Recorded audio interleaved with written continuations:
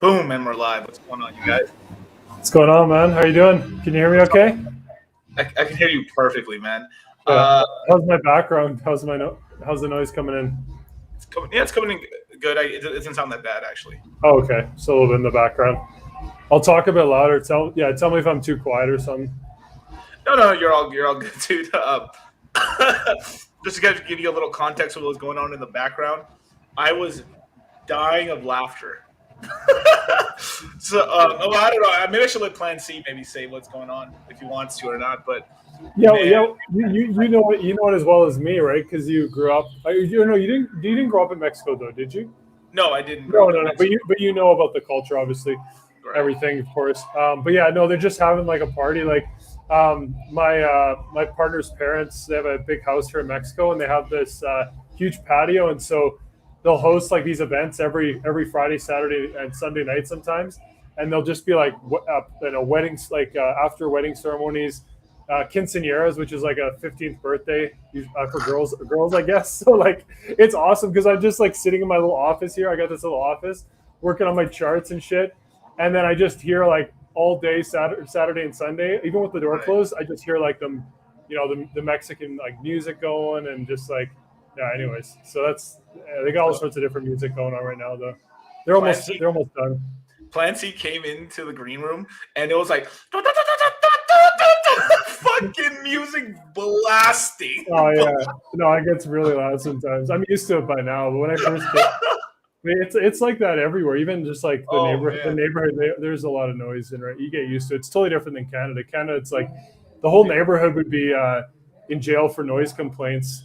If they were in Canada, it's just like it's so different, right? But yeah, how have you been? How was that? You had a Hex conference, or you're there was a conference that came to Vegas, right? Like the Hex conference. Was that? How did that end up being? Yeah, it ended about a day and a half ago, give or take. And no, it was really cool to meet all the Hexagons and stuff like that. Damn, dude, that was a lot of drinking. That was a lot of alcohol. How many days was it? 4 days. Oh, geez, wow, that's crazy. Probably a day. It was probably a day too long, if I'm being honest. Yeah. But 4 days. Like, did it go? I mean, was it mostly socializing, or was there like quite a bit of speakers and stuff during the day? Or quite a lot of speakers. Shout out to Kareem and stuff. Kareem let me go on his panel. I did not know I was going to be able to go until like midnight the day before, the day of, basically. Right. And then I just decided just to go over there and just took the earliest red eye flight I could take, and then basically right before the red eye flight, did a live stream because of this whole Andre Congrier thing that's been going on Phantom and stuff. It's basically been a meltdown zone in the past days on every single L1. The only thing that hasn't disappointed as of late is just Hex and I would say DeFi Kingdoms is finally about ready to ship their stuff. Finally, praise be Allah, Padre, Hijo, Espíritu Santo, Amen. No, it's just been this whole little thing, you know. But it's been maybe in the last day or so. The Phantom projects have finally been starting to go down. Finally, like the first time, and we can get a dip and stuff. So I've been storing up quite a bit of like USDC from the farms and stuff like that. So I've been kind of DCing into projects. Beats is like at 56 cents and stuff like that. Boo's at $11, $12. I'm pretty comfortable with my Boo position, but I have added a lot to my Beats, as well as like there's a yield farm for any of you guys who are paying attention. That's called let me see where it's at. It's called the Vault of the Lonely Island.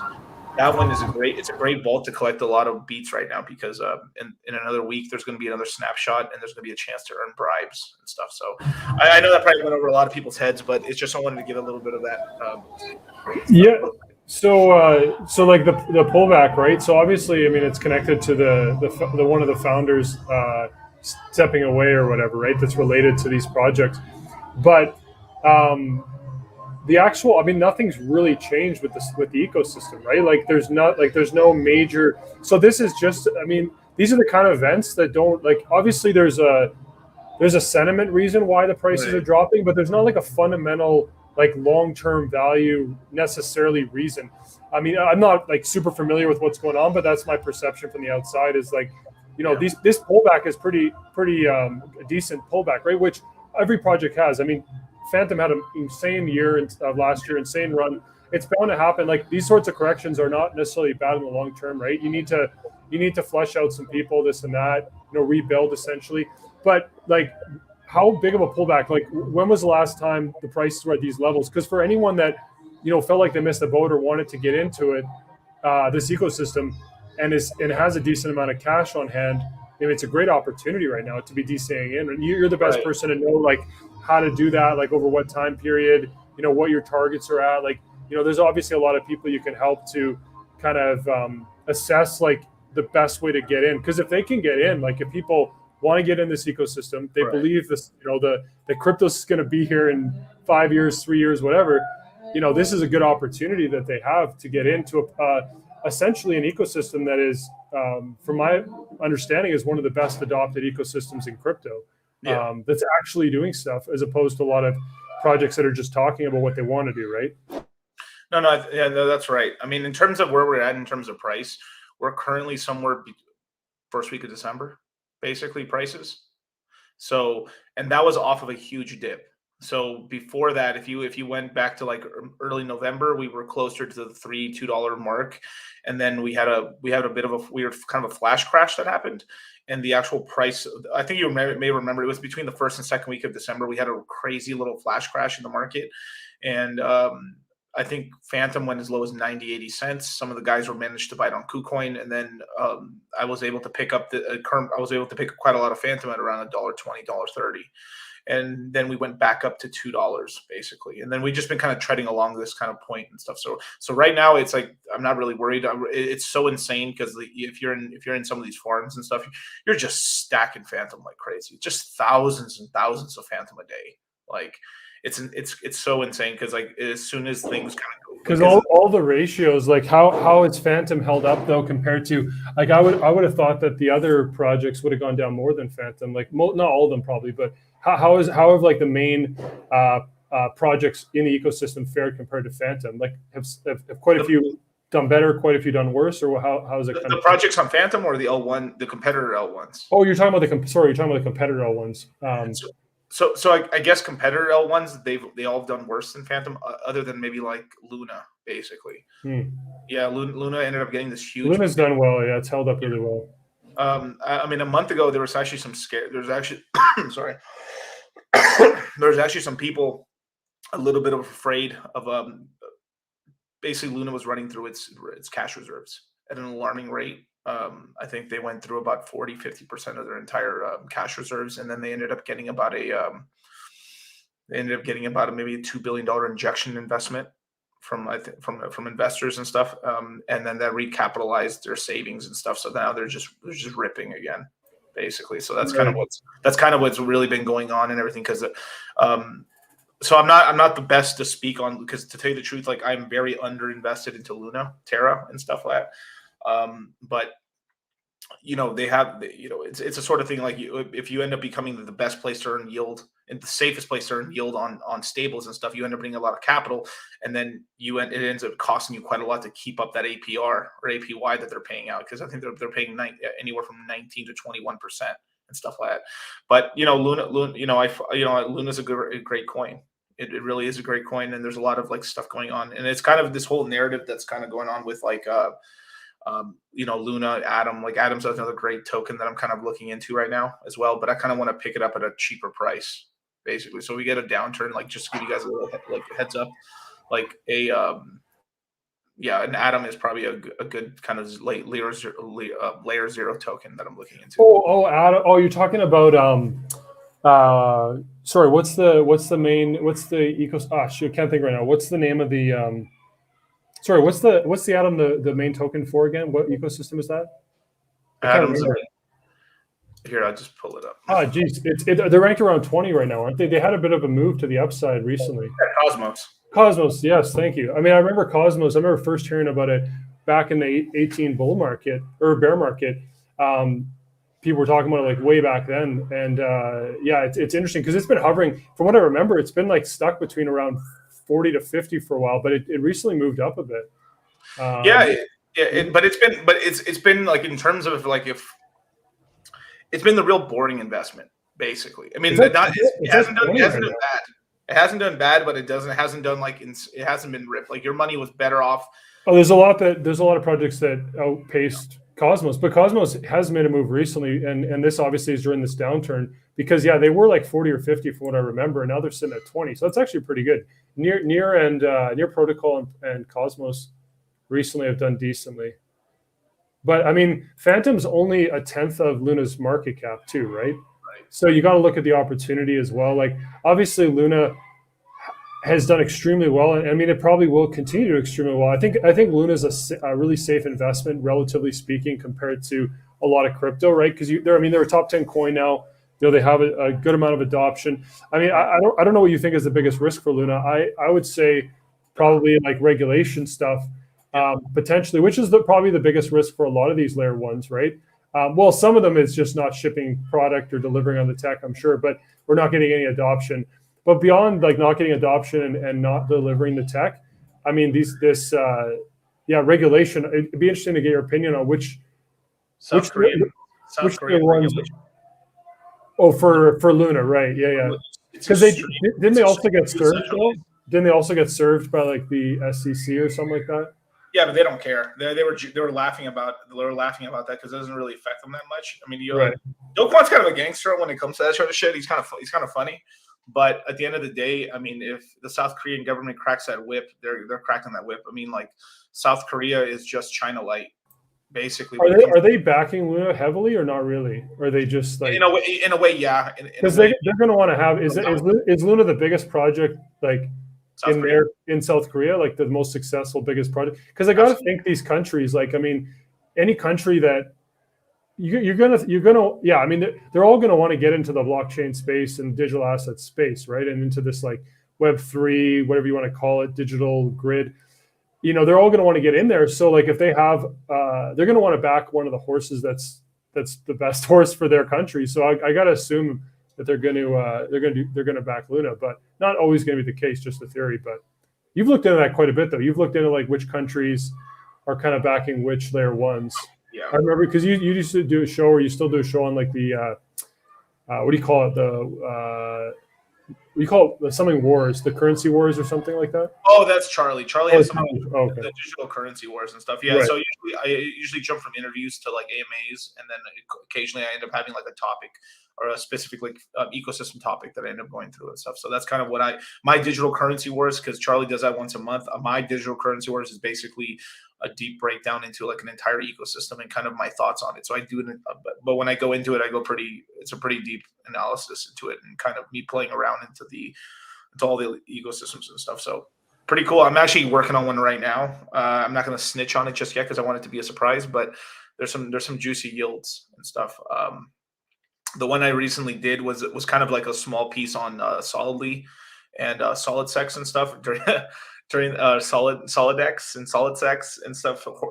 Interesting names, but that one made me a lot of money. That was a lot of money made on that one, but it was only like it was a farm that was only good for about 8 days tops, and then from there you had Andre kind of just step away in a pretty unprofessional way, if I'm being honest, just kind of pretty spurgy ass way to do it, and then ended up crashing the price of everything, and then that's what started like the downturn on Phantom. But there's some really big upgrades happening for Phantom, especially when we switch over from EVM to FVM, which is really cool. Which is like right now we're in the Ethereum virtual machine. Most L1s kind of copy paste the way Ethereum kind of transacts with smart contracts, and they're planning on upgrading Phantom over to something called a Phantom virtual machine, which can handle and process smart contracts a lot better, and that will bring up the TPS. Because right now, Phantom, if it's having any problem in terms of scaling, it's because it's still relying on that old code tech from Ethereum, basically on the smart contract side, and that's pretty much what's going on right there. Yeah, like currently Phantom, like how many? It's faster though already, isn't it? Like it's already faster than. Like, what's the average? Like, what's an average? I mean, I guess right now, like, it's a bit of a there's less activity in the market, but like, what's a normal, I guess, transaction cost for Phantom, like on a normal basis, like over the last few months? How much would you pay? Before the recent thing with Andre, I would say the gas fees on 6 cents, maybe cheaper, 2.5 cents. As of recently, they're getting somewhere between 13% of a Phantom, which is probably like 17 cents, something like that. And why has it gone up? Just because more and more users. I mean, during more activity, more movement of people moving. People are shifting around because of the uncertainty, and they perceive like something's changed, and so they're just like moving shit to move shit around, right? Obviously, people are reacting to it, I guess. So they're moving stuff. Yeah, basically what's going on right now is I mean, just like last week, there was more transactions done on Phantom than there were on Ethereum. I don't think any other blockchain has done that since or ever. Not even like Solana. The only time Solana ever did that was when someone was essentially doing a DDoS attack or spam attack with NFTs to bring the network down. Because I think that was the last major hack that happened, or that wasn't really a hack, but it was more like an attack that happened to them. But someone managed to mass print a bunch of NFTs and then spam up the Solana ecosystem to the point where like the chains kind of split off. Yeah, I remember it. I remember hearing about it. Yeah. So that's sort of the stuff that ended up happening over there. I mean, there's a big competition right now. I mean, like basically Solana's DeFi is just a fucking joke, basically. Yeah. Is there any adoption or like are there any like the major projects in DeFi? Like I know there's a lot, right? But the major ones that had some level of success on Ethereum. Have they been able to move over to any other platforms and continue the level of success they had on Ethereum? Because they were getting limited on what they could achieve on Ethereum, right? Maybe you have some examples like an Aave or something that at one point in time, had a level of success. I haven't followed it super close, but are they actually running on other layer ones successfully, and is it making a difference for them to have like higher throughput? And I mean, right now there's not a lot of demand for anything just because there's less retail, but right. It's you do have products. You have Matcha's on everything. You have Uniswap that's being used on a couple of different chains, mostly Ethereum friendly chains. 1inch is actually it's not really talked about that much because the minute it was kind of the first ever DEX that was a main DEX on Ethereum actually announced that they're not allowing people without a VPN, or they're not allowing people from certain jurisdictions, mostly the United States. From there, they kind of lost a lot of usage, basically, people using 1inch. Matcha's on a lot of exchanges as well, but it's a sort of thing where you end up if projects are too slow to move into another product, what ends up happening is a team on a Phantom, a team on a Cosmos, or a team on whatever L1 ends up just making their version of it, and with different tokenomics and stuff like that, but basically the same service. So you do have Aave moving on to the chain. Sorry, man. Sorry, I'll let you finish. I have a question. Go ahead. No, finish your point, and I'll ask a question after you're done. Sorry to interrupt. No, go for it. Go for it. Well, I was just gonna say, like, because you were just mentioning about how these ecosystems, they basically are creating their own versions of what was on Ethereum, which makes complete sense, obviously. Now, does the ecosystem tend to favor the native project? Like, is there any loyalty there, do you find, like, or any kind of recognition that this, like, people that are excited about an ecosystem, do they tend to want to use the native solutions for these sorts of DeFi, projects, or do they not care? I mean, do they just go where the opportunity is at the end of the day? Partly, it's obviously we're all coin agnostic, profit maxi here, but it's the sort of thing where if there's enough time. So let's just say I launch my Uniswap, right, or my Spooky Swap on your L1, and I have it there for 6-7 months, and the token does okay, and when the other thing launches, the money will temporarily go there but come back in a way. So because what ends up, this is the problem with a lot of the Ethereum tokens that I've noticed, is that they suck ass, and they're really, and not that they suck ass, but like they suck ass at giving enough rewards to really incentivize stuff, because they're pretty. So they have like stingy incentive structures, is what you're saying? Pretty stingy incentive structures, and they can't compete. Yeah, I mean, okay. They won't compete at all. They really they really suck at like incentivizing people, because like if basically because they just didn't have to compete for the longest time, right? Because like for the longest time, Ethereum had a solo act going on, and so they didn't have to try and compete. Now it's like a business that's been running in a city for 10 years. And they're just going through the motions, and they're getting customers because they're the only place in town. And all of a sudden, you have all these guys come from bigger cities from outside, and they just start, offering like great deals and discounts and promotions, and you're just like, "What's going on?" Right? Right. Like, something like that, I guess. It's younger, hotter, tighter. That's basically what's going on. Another way to put it, for sure. Another way to put it. Yeah. Yeah, hotter, younger, tighter, man. That's what's going on. But yeah, they're really slow to move. And then too, there's a lot of tribalism with their stuff. Like Aave should have been on, like, the minute that like the L1 train was really coming along. So like they really should have been on every single platform that they could have been. Like, I would say March of last year. They should like Luna and all this stuff, Phantom, like all this stuff was revving up. Like you could even forgive them and say like, okay, let's just say late second quarter, they could have been on the train, but they literally, if they only jumped into like Matic. I'm like, I mean, who the fuck uses Matic? Honestly, unless a game, like the reason a lot of the gaming tokens and stuff like that like are using Matic and everything is because they have money ties to VCs where they're like, hey, you should probably put it over here. Matic's like, I mean, the thing about Matic that's interesting is, like, again, I'm not like super versed on the ins and outs of Matic, but they seem to be getting a lot of funding, at least. I'm not sure what they're going to be doing with it, obviously, but like, yeah, there seems to be some level of adoption with Matic, I guess. Like they're getting some level of adoption, they're getting they get a lot of funding, and just, I guess, like you were just about to say, like they're kind of going after the gaming sector somewhat. Yeah, which is not like, I would say if they didn't have the gaming sector and they didn't go heavy on NFTs, Matic would zero out basically. At least they found like their niche somewhat, right? Right, but that was originally their niche. This is the shit that makes me like I am a through and through. I hate like hand on the Bible. Like I fucking hate Matic. I really do. What's your beef with Matic, or what was the original reason? Because I know you don't like Matic, but I can't remember why or what the reason. No, it's because they're the ultimate honey dick liars, basically. So so when I was in Decentraland back in like 2019. There's all this hype on Matic Polygon, right? Hey, Matic's going to end up becoming is going to launch, because I think at that time they hadn't even launched their actual platform, like they weren't even usable. They just had a token, and they were going to launch an L2. Hey, we're going to be the L2 for the whole gaming sector. That was their niche. They're like, hey, we're going to be an L2 for games, and we're going to make sure to scale Decentraland. They took a bunch of people in Decentraland, took their money, bought Matic, did a bunch of stuff on there.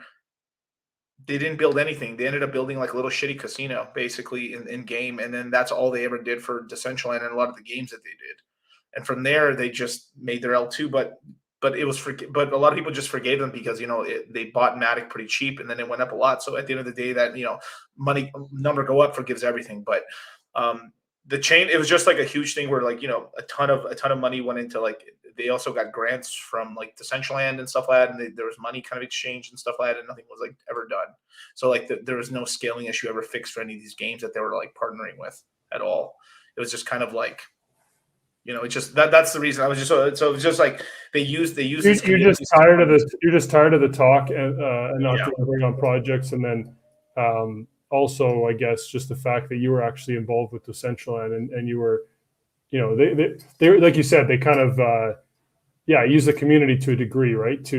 Like took advantage, I guess you could say, or however you want to say it, of that community to do whatever their main focuses were or whatever, right? So, but yeah, it's crazy to think about because they had such a like they were first to market, right? When it came to Decentraland and everything, like because I mean, ultimately, like obviously, it's going towards the metaverse. They've been around a long time, yeah. I mean, they've been around, and they were like the original kind of like. Version 0.0001 of what will eventually be the metaverse, right? Right. Because like all right, so I will say this though, look, Matic is more useful now than it was in the past. Basically, any DeFi that did stick around on Ethereum has migrated over to like Matic and stuff. But here's the problem: is that the yield you can earn on Matic isn't that great. For the most part, you're better off being on AVAX, Luna, and or Phantom, basically.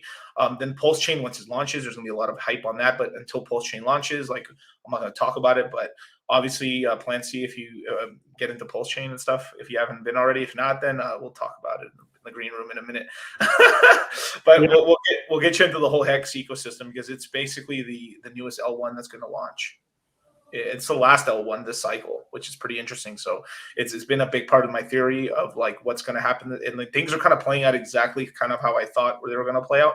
Was that the whole Hex ecosystem is going to be the last casino in town this cycle? I was going to say, like, have you noticed any correlation whatsoever between Hex and any other parts of crypto? Like, it does seem to be its own thing.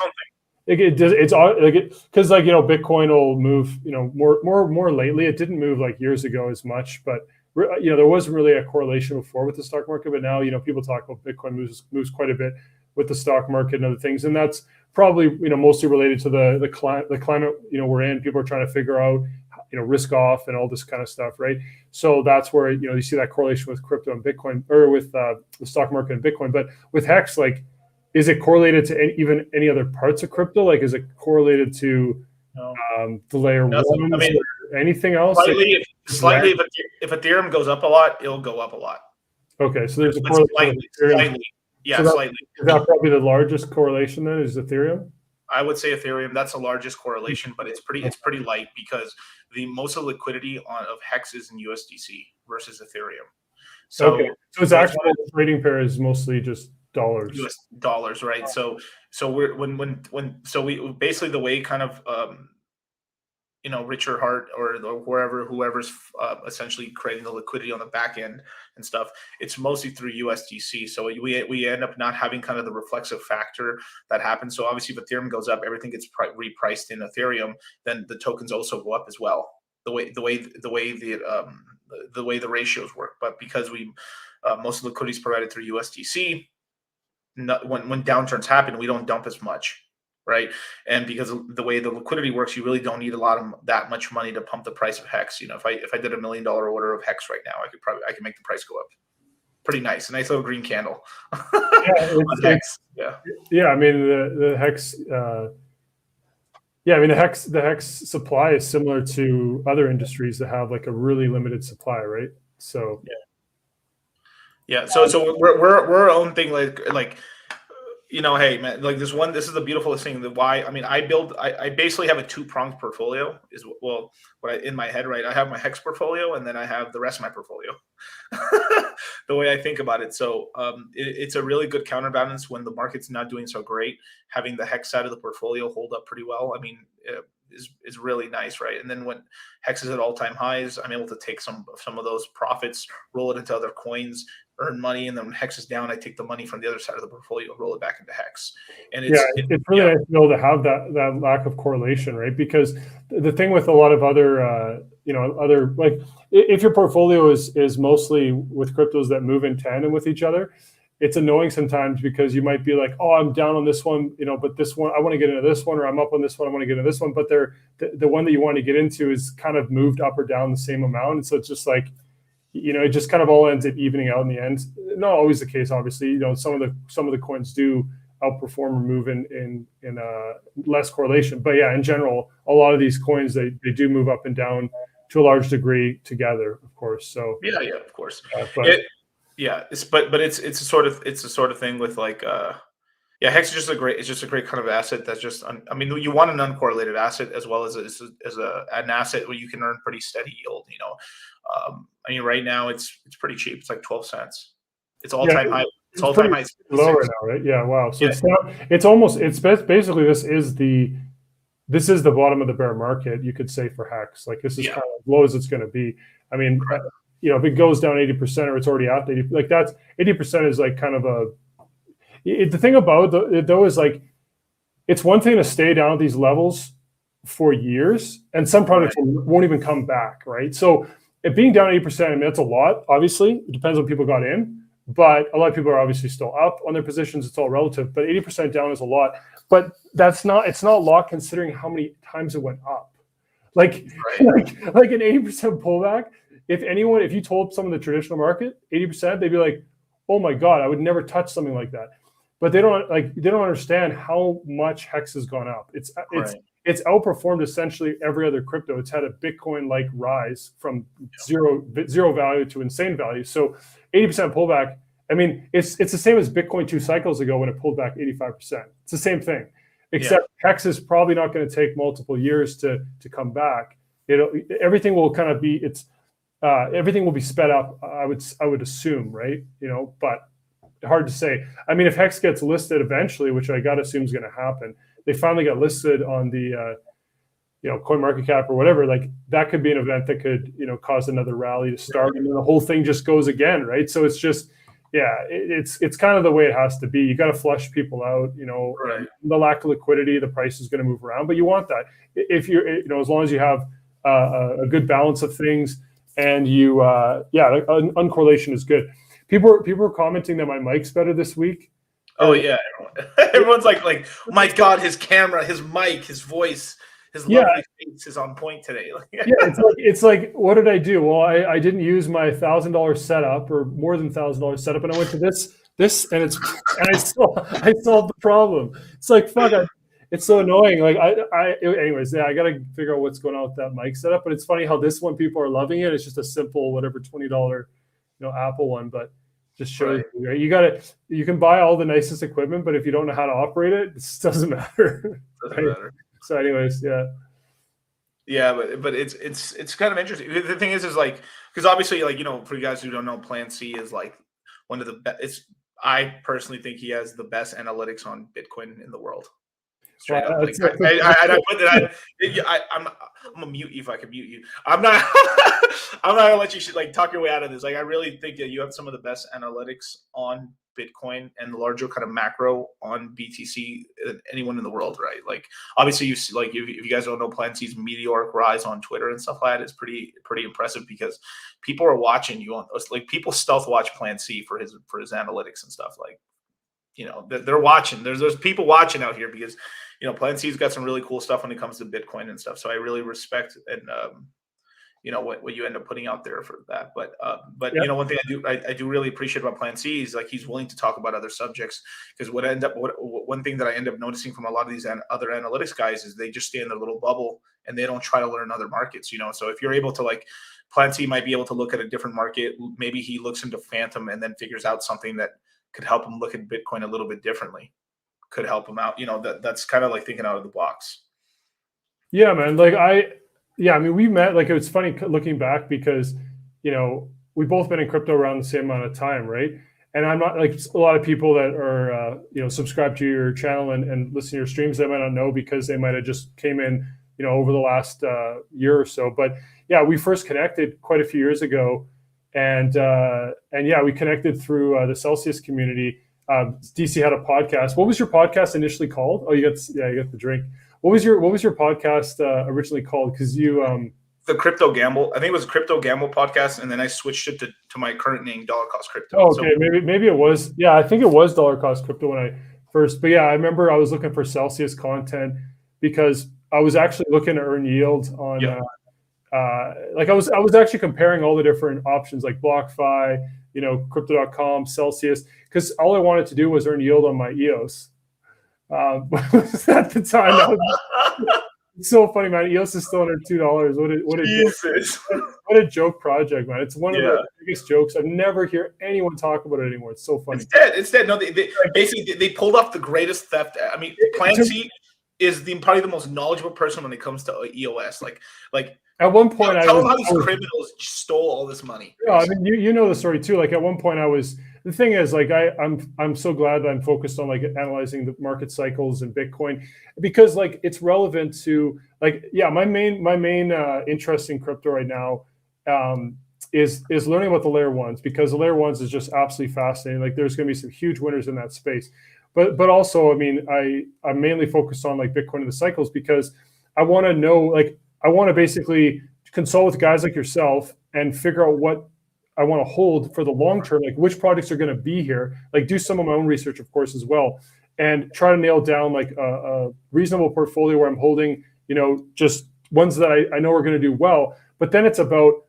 getting in and out of the markets at the right time, but not like day trading or anything crazy, right? Like what I focus on is multi-year opportunities with the cycle, like these. And I'm actually working on creating like something called a market risk map, which I'm combining like a whole bunch of on-chain metrics, some TA metrics as well, but mostly on-chain, like 90% on-chain stuff, and having like a map so that it gives you like a risk level of when you're getting in and out and telling you when a DCA in and out. Because to me, like, yeah, getting in the right projects, following your guys' content, taking the course and just doing your own research. But once you identify those projects, you got to know, when they're extremely overheated and when the cycle is extremely overheated, right? So that's my focus. But yeah, with us, I guess, like, I mean, we originally connected because I was looking to earn yield on my EOS, and so I found Celsius, and I was like, oh, this is interesting. Okay, let me look into this project. So I started listening to all the content I could find, and you were one of the only ones doing a podcast at the time about the Cell token, about Celsius, because I found out they had a token, and BlockFi didn't have a token. I'm like, okay, they have a token. And the reason why, of course, I was interested in the token was because I wanted to earn extra yield on my EOS, right? It's so funny to think about now, but yeah, and then I was like, okay, this token's interesting. What's going on? And your podcast was like, oh wow! I'm like, I started listening to a few episodes, and I'm like, yeah, these guys are making a lot of sense of like potential of this project. I mean, Cell token was like probably trading at like 10 cents or something crazy, right? At the time. It was I didn't get in like right away. Like I'm a little bit more conservative, so it took me maybe like a couple of weeks to actually buy the token. But you got in at a great price though. I remember because I got in really good. I got in. I bought a couple points, but I bought most of it under around 16 cents or so, somewhere in that range. Like I got in really early, right? I think we were really. I honestly, thinking back on it, like I think we're really close to back size actually. If I'm being honest. Yeah, I think we got in around the same time and probably bought about the same amount of it, right? So I went fairly heavy on it, but I still bought more Cell tokens, more Bitcoin. So I actually sold. What I did is I sold all my EOS.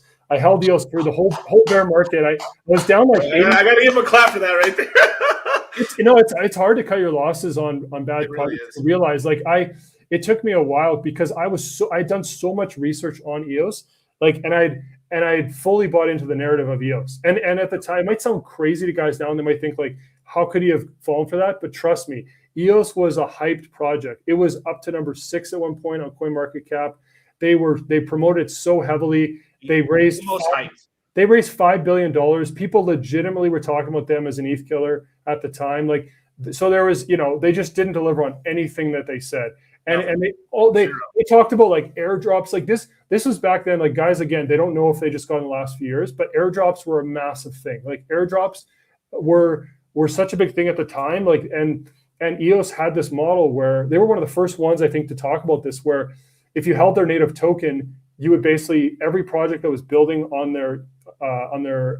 EOS or on the ecosystem, you get an airdrop relative to how many tokens you had. Right.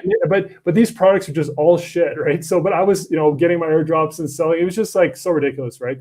But people were talking about like EOS was going to go to like $100 that year, and it was crazy, man. Like it didn't live up to any of the expectations. They did have one massive run where they went up to $17.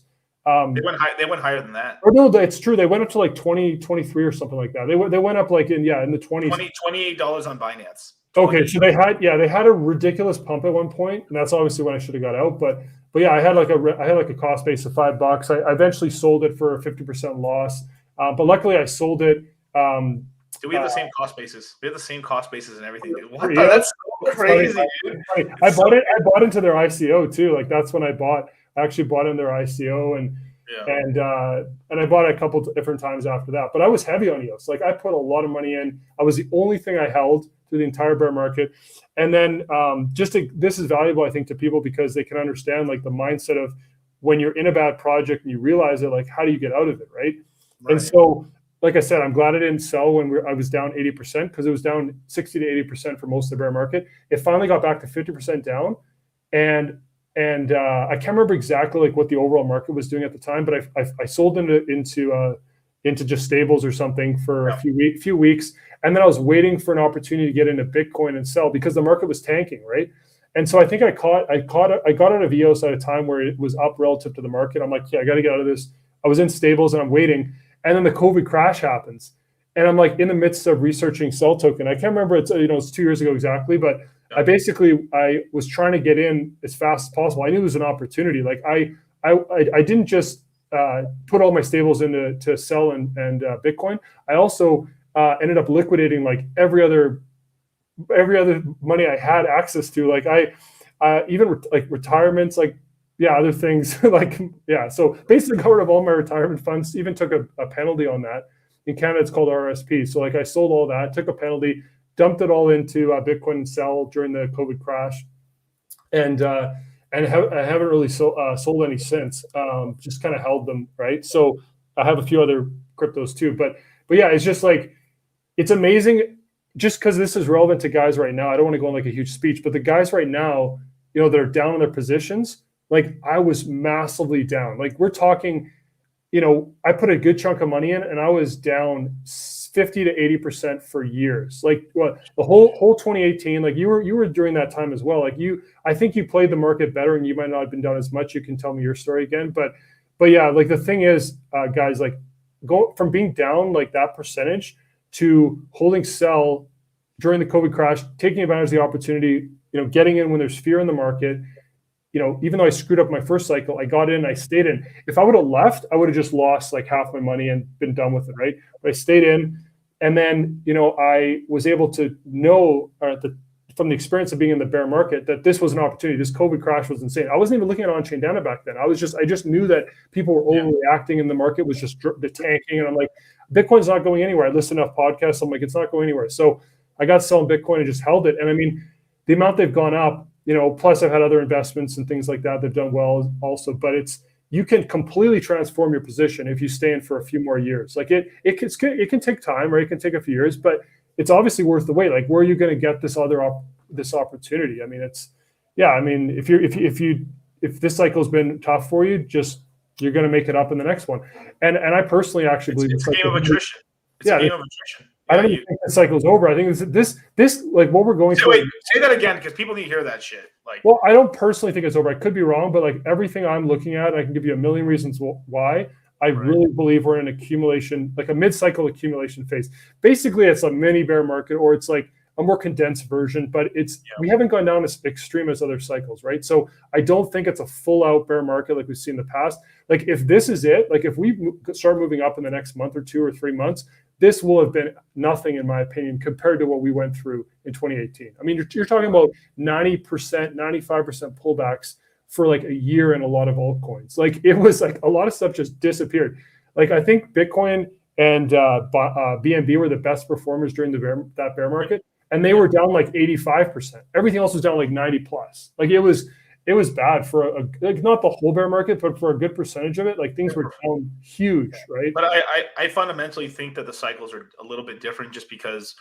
I mean, the reason I know for a fact that this isn't really a bear market right now is because we would have full collapse of L1s right now, just full death, like we would have half of the L1s would die right now if we're really in a true bear market, right? Like we're not. Yeah, we wouldn't see any of these coins holding up really. Like we wouldn't. I mean, you'd only see again, like during the bear market, nothing held up last time. This time, there's obviously some, like Luna's down 10% from its all-time high right now. Like you're telling me we're in a bear market and Luna's down 10% from the all-time high. I don't see it. Capital's just rotating from coin to coin. I think Phantom, there's just enough action on Phantom that'll stay alive. It's fine. I mean, I honestly could list off L1s that I think will die basically for the most part, but it is sort of a crazy thing. Like I'll tell you one thing: PulseChain is going to survive this bear market. There's just enough of users and stuff that it's going to stay around. It launched late enough that we're going to be perfectly fine on that. I mean, I kind of just laugh at because this isn't a real bear market. Like there's too much stuff to do right now. Like me and you went through the last bear market, and there was nothing to do. There was nothing to do but sit and wait, and like everyone left. There was nothing to do except for listen to podcasts because and there were shitty. There wasn't even many good compared to what there is now. Like there was only a few podcasts repeating the same stuff, but like there was way less content to consume and information. Like it's hard to keep up with everything now, but back then it wasn't even hard to keep up. There wasn't anything happening week to week. Like everyone was talking about the same, little events that would happen week to week. And like you said, there was no yield. There was like projects were barely building. There was way less funding in the space. Like it was totally different.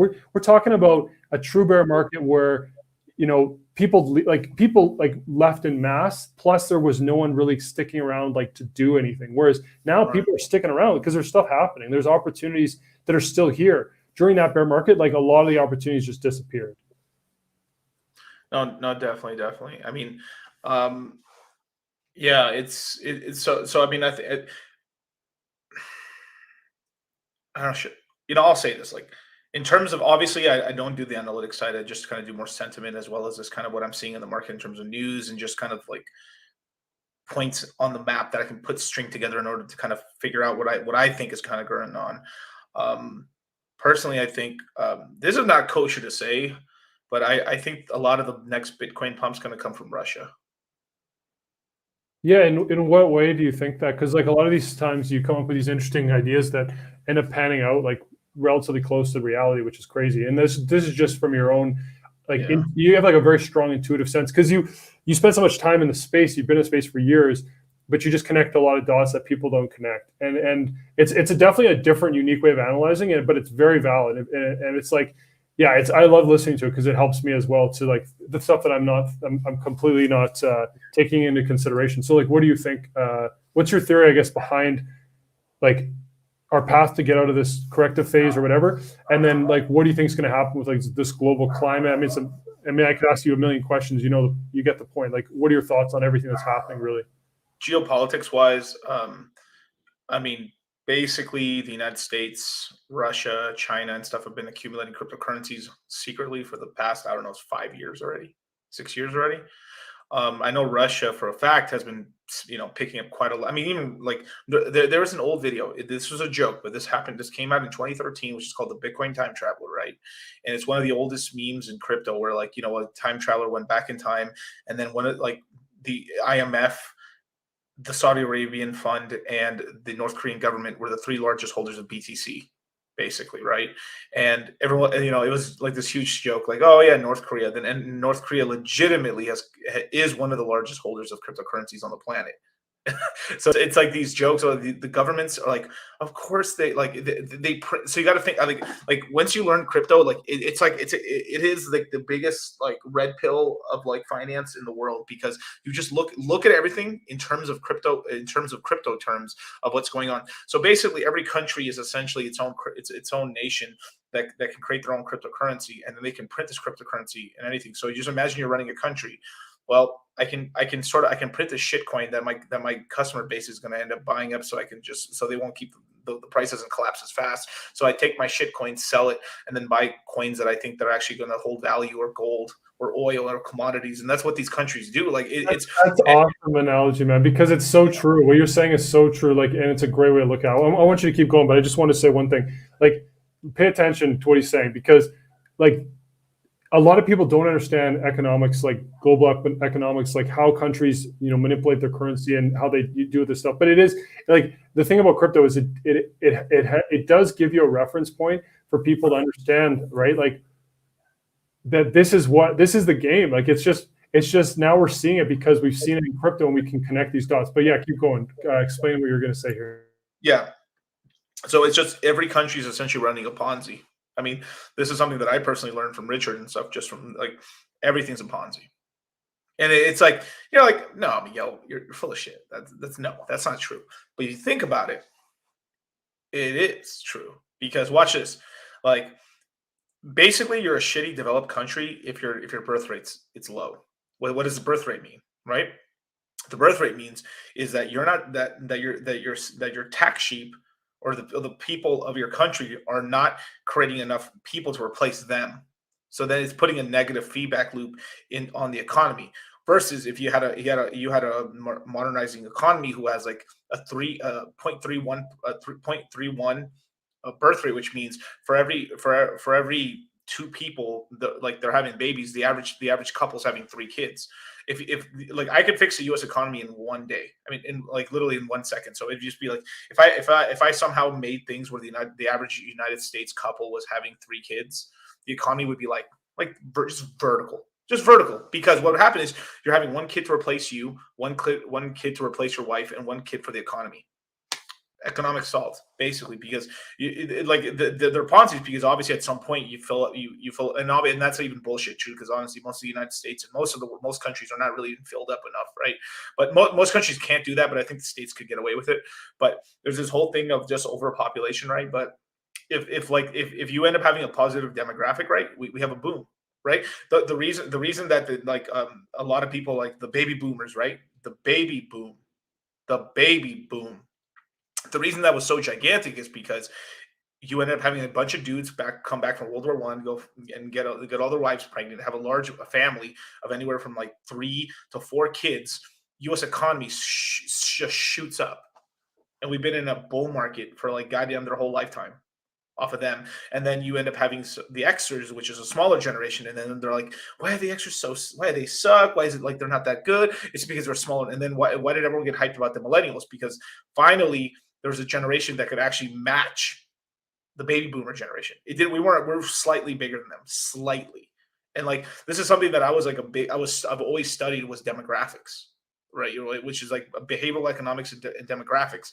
But if you look at it, right, like so I know that's kind of a side tangent on the whole conversation, but basically it's super relevant. Countries are running Ponzi's. It's relevant. It's super relevant. Like the demographics matter a lot, right? Because that's your ecosystem, right? Maintaining itself and having new people contributing to the ecosystem. So yeah, it's important. But keep going. Yeah. So I mean, if somehow like we raised, if we just like literally, if everyone on average, like no one in the States, if you were to get married and you can't have less than 2 kids and you had 3 to 4 kids, we'd be fine.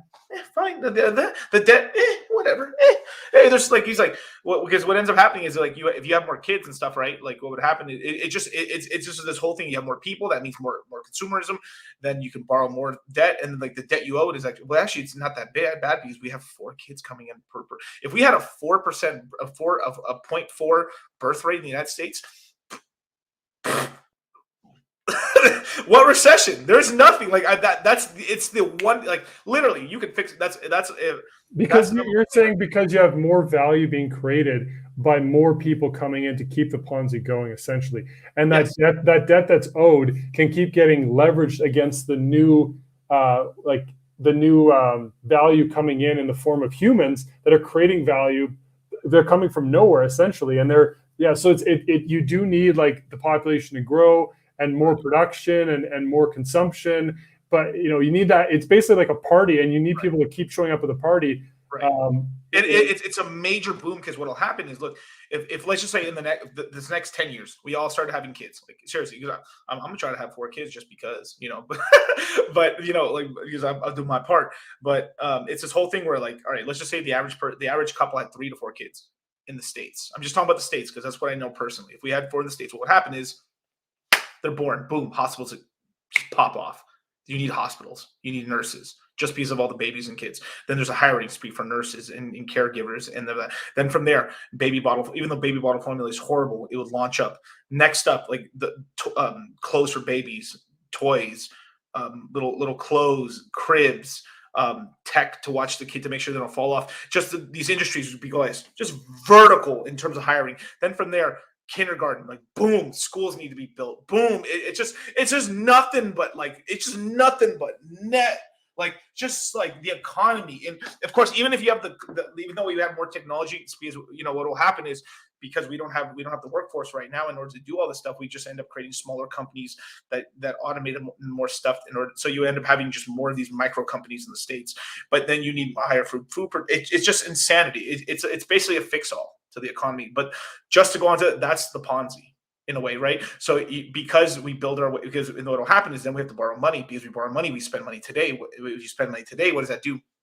GDP number go up, and then on top of that means they pretend they don't want inflation, but inflation is like the only way the game really works, because you need to inflate away the debt. You need to have like just tons and tons of money so they can keep expanding and keep, like you said, just having this debt. Like they basically rug the entire. It's an EOS. Like it's literally an EOS taking place over decades with the population. It's an EOS type of a move where they just devalue the currency and but they're actually doing shit. But the point being, you know what I'm saying? It's just like, it's crazy to think about, because obviously the dollar has value because the U.S. military and because the U.S. economy and everything, and because it's consumption, and because it's the reserve currency of the world and everything. So everything's priced in dollars, and so that gives it value. But it's amazing. They have an extra buffer. Like the U.S. can get away with even longer abuse to their currency, right? Because they're in a privileged position where they are the reserve currency. Other countries, they go through these cycles faster because they can't get away with the level of debasement of the currency, because it'll just lose its value. Because other countries will start trying to get out of their native currency, and then they'll have to actually try to keep the population buying their coin. Could you imagine if you're in a bad altcoin, and then they make it so you can't get out of that altcoin? They're they won't let you leave. They won't let you sell to another altcoin. Capital control. This is one of the greatest lessons to learn. If you have capital controls, then what does that show, right? It means that more people want to get out than in. Yeah, you're forcing people. It's like you have a party going on, and you're locking all the side doors. You want to keep people in your party, and you're like, guys, this is awesome. We're having a great time. But you're locking all the doors because people want to leave. That's what it's like with a lot of these, unfortunately, a lot of these countries, because people recognize I don't trust the government. I mean, at this point, I don't know what government you can trust, but it's been so blatant in some of these countries in the past. Trust in GCC. That's what you can trust. Yeah. I mean, if you start a country, man, I will definitely. If I get enough bread, I'm going to do it. I'll do it. You compared to Trudeau, definitely. You're an easy. You got all my money, all my. I'll be part of your society, because. Yeah, I definitely would. Okay, so me and Charlie. Okay, this is really funny. Me and Charlie have talked about this. Me and Charlie have literally talked about a certain place on this earth where we think we could actually take over, and then have and it sounds crazy, but we've talked about it, we planned it out, and we've run numbers and stuff, and it's Well, people do It's it. still kind of a long shot, but it's not zero. I mean, people Like, do it's not it. zero. Though. Like I mean, think about it. People start like there's these break off like small communities that happen in every part of the world, and this is going to happen more and more. People are going to leave the system because people are not going to want to be part of this digital control grid nonsense or whatever. Like some people will because they're comfortable, but there will be people that'll try to that won't want to live like in the epicenter of the hive, right? That won't fully be like in the metaverse and whatever, like fully digital world. There'll be people that'll want to still have some level like of freedom, whatever, who knows. So they might, set these little communities. So yeah, what you're talking about is not like out of the realm of possibility. You get enough resources. That's what it comes down to, right? You gather the resources and then you have like a group that is of the same mindset, and then everything's possible, man. I mean, there's ways to do these things. Who knows, right? It's good to even just throw around the idea because you create it as a possibility. Because it gives you an alternative to, because people can get a little bit down and hopeless, like if their country's doing weird shit, it's like frustrating, like what's going on, and yeah, just to think about alternative options, like to look at where else you can live if you're not happy with where the direction your country's going. Like I just left and moved to Mexico. Like I don't know long term, like how you left Canada to go to Mexico. Just like let that sink in for a minute. Like this man loved maple syrup. Canada. I love maple syrup. Like pancakes is like my favorite as a kid growing up, man. Good real maple syrup. Oh, it's so good. Fucking maple syrup's amazing. Oh, it's so good, man. But no, like I grew up in Canada. Like Canada's an amazing country. Like before these things have been changing, like Canada, like no complaints, like safe, like just amazing country. So beautiful. Right. I grew up in the only place in Canada that really doesn't have any snow, like in Victoria, BC. Like one of the probably nicer places on the planet. There's some nice places you can live, but when you factor in everything, like I was absolutely spoiled with my childhood. Amazing place to grow up. Canada was an absolutely amazing country. It's just changing. It just sucks. Like it just sucks to see because the people are so complacent because they've had it good for so long and they got soft and they don't understand like what has happened in the history. Like they don't study history. I mean, I remember in high school they teach you like bullshit history. They teach you this like nonsense about the fur trade in Canada and this nonsense. Like, okay, great. Like that's great. But like, what about other parts of the world? How can we recognize when things change, right? Like if people, the norm is that governments become like tyrannical against the people. Like that's power corrupting. Absolutely. Like that is the norm. If you think that's not what happens, it's just what happens. It happens in every aspect of society. Like you have people that just get their little bit of power and they want to hold on to it and they abuse it. And it happens in like workplace environments. It's just like, unfortunately, the people that want to get in these positions, they're just different than the average person. The average person in society is like a good, solid person. Like most people are like stand-up people. Like it's such a select few that are just like completely spoiling the party. But anyways, I don't want to talk about that. But yeah, sorry, I went off on a rant. What were you saying? No, it's okay. This is what my show is. It's about going off on rants, but but basically this whole thing came down to like everything's just a giant Ponzi in a way. Like, but doesn't mean that it's a bad Ponzi, right? Like Ponzi's can be good. You recognize the Ponzi. You recognize there is a Ponzi to start with, which you've done, and then where do you go from there? Like, what Ponzi do you want to be a part of, and how do you want to position yourself in that Ponzi? Like, and that's what you've done. So you keep going. Sorry.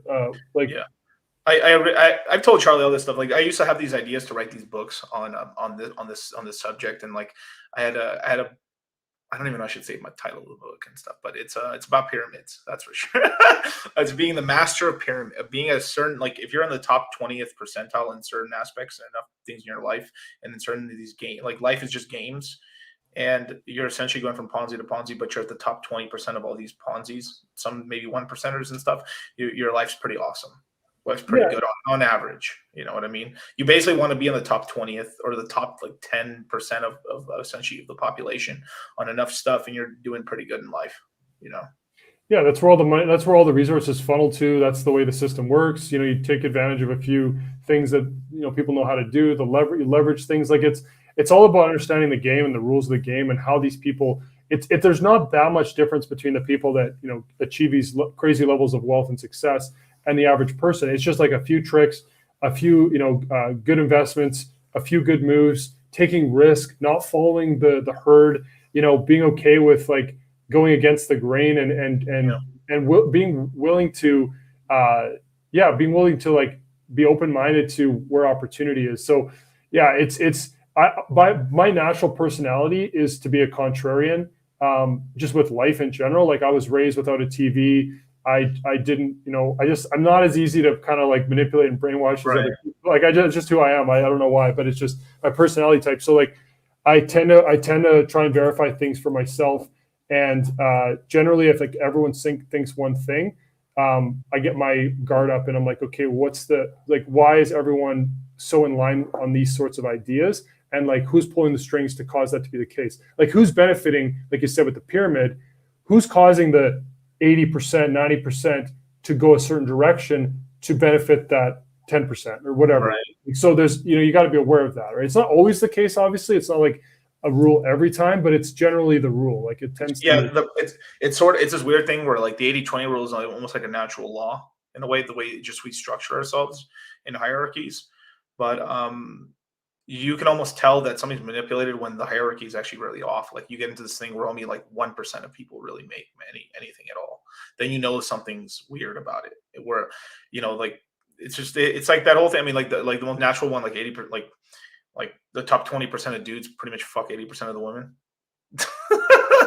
And that's which sounds kind of like hilarious. Any of my red pill guys know this stuff, but in reality, it's really like the top 5% of men are fucking like 40% of the women, and those 40% of women are the top 40% most prettiest women.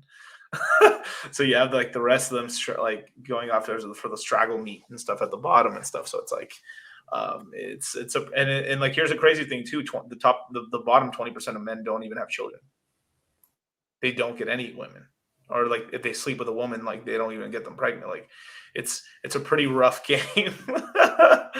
You know what I mean? But it comes out with money too, right? The top 20% of earners in the United States make like 80% of the money in the States, like legitimately. Easily, yeah. It's probably even more skewed, but yeah, it is a rule. Like that 80-20 general rule does exist across pretty much every aspect of how like the human race is. Like, and you see it in nature, you see it everywhere, and it's even more extreme than that at times, right? But it probably generally is around the 80-20 though. But yeah, you see that with crypto too, right? You see that with just kind of the how it operates, right? So it's what this is all about. It's like, how do you position yourself in this? I look at crypto as like a it's basically like a decade-long opportunity if you play it right. You don't have to get everything right. Like I've made massive mistakes. Obviously, I've made huge mistakes. I literally, I mean, lots of people can say this, but like a couple different moves, and I would legitimately have $100 million right now. Like it's crazy to think about. Like I've had success, but it's crazy to think about how much opportunity there is in this space. And even if you make multiple huge mistakes, right, you can still have crazy success. Yeah. And and if I made every right decision, like I would. Oh yeah. I would. Like, and I'm not talking like day trading and doing crazy shit. I'm talking about like move one thing here to one thing there, and then So obviously I'm bitter a little bit about. I'm gonna make you a Hexican, bro. We're gonna get you some hex, dude. We're gonna it's been a long time coming, right? And right now the prices are down right now, which is good. So this would be the time to get in. This would be literally the time. We'll talk about it. If things are down 80%, that's when I get a little bit more interested for sure. It's real. That one's a really good one. There's another project too, like it's more of a gamble and stuff like that. But hey, there's a project called Hedron, which is basically like a hex, like one of the first kind of hex shit coins. It's kind of like, and it just tickles me pink to see like the Hexicans who are so maxi are starting to get into shitcoinery. It just makes me fucking smile from like year to year, man. It's really fucking funny. Oh my god! What do you mean by that? You people that are like leaving the ecosystem to buy shitcoins? No. So what's going on is like, so I'm you know me. I've been in Hex the whole time since the beginning, right? And something that Richard Hart always preached is fuck shit coins. Other coins are bad. Hex, basically maximalism in a way, right? Which is perfectly okay, right? If you want to do that and stuff, right? But now we're starting to get to this point where we're having the PulseChain launch, which is basically we're going from 1 token to 5 for the first time ever. So we have Hex, PulseX, PulseChain, P hex, and then the incent, and then a waffle, basically like a pancake token, basically. So we're going now from 1 to 5 tokens, and then from there now we have 3 other projects. Now we have Hedron, Liquid Loans, Mintra, which are like the 3 that it's social consensus has said these are the 3 non-Richard Hart projects that are like, oh, these are good shit coins. So now I've said this for a while now. Are these all under the same umbrella of the Hex ecosystem though? Yes. These are all, and are these all related to, are these mostly related to like DeFi types of activity or? So let me explain. So what's going on is right now, if you have any RC20 token in your MetaMask, you're going to get a copy of it when the snapshot happens. There's going to be a giant snapshot, and every RC20 token, NFT, and I think most liquidity tokens are going to be copied over.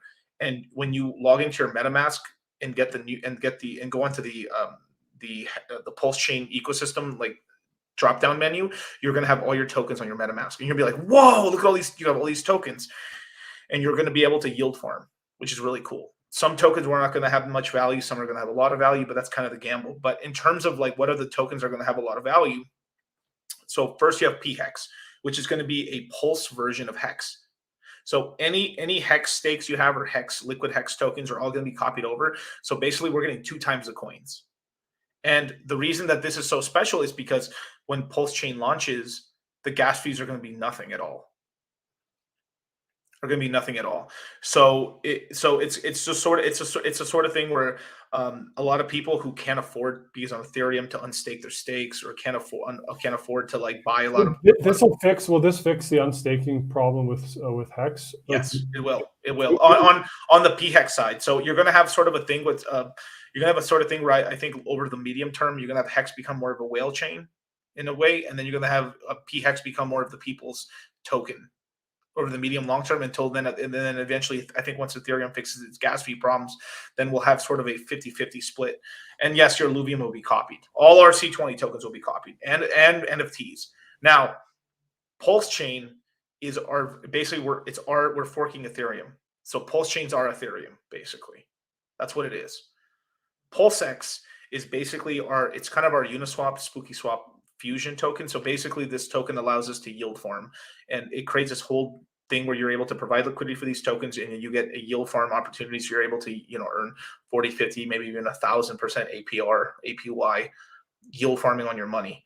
And what's so cool about this whole system is that because you're getting you're getting copied, right? You're getting half of the liquidity pair for free from the beginning, because you got an airdrop too. So then you just provide the other side of the liquidity, and now you're yield farming for almost 50% off. And then you're just earning a bunch of free coins. So it's a big money making opportunity in terms of yield farming and stuff. That's why I've been really preaching and teaching people the Phantom ecosystem, because I want people to kind of learn how to do that, to get a step above competition when it launches.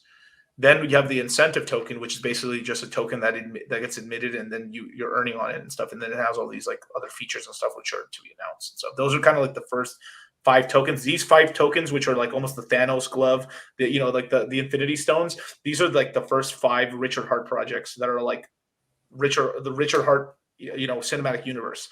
Now you have like the shitcoin gauntlet over here, right?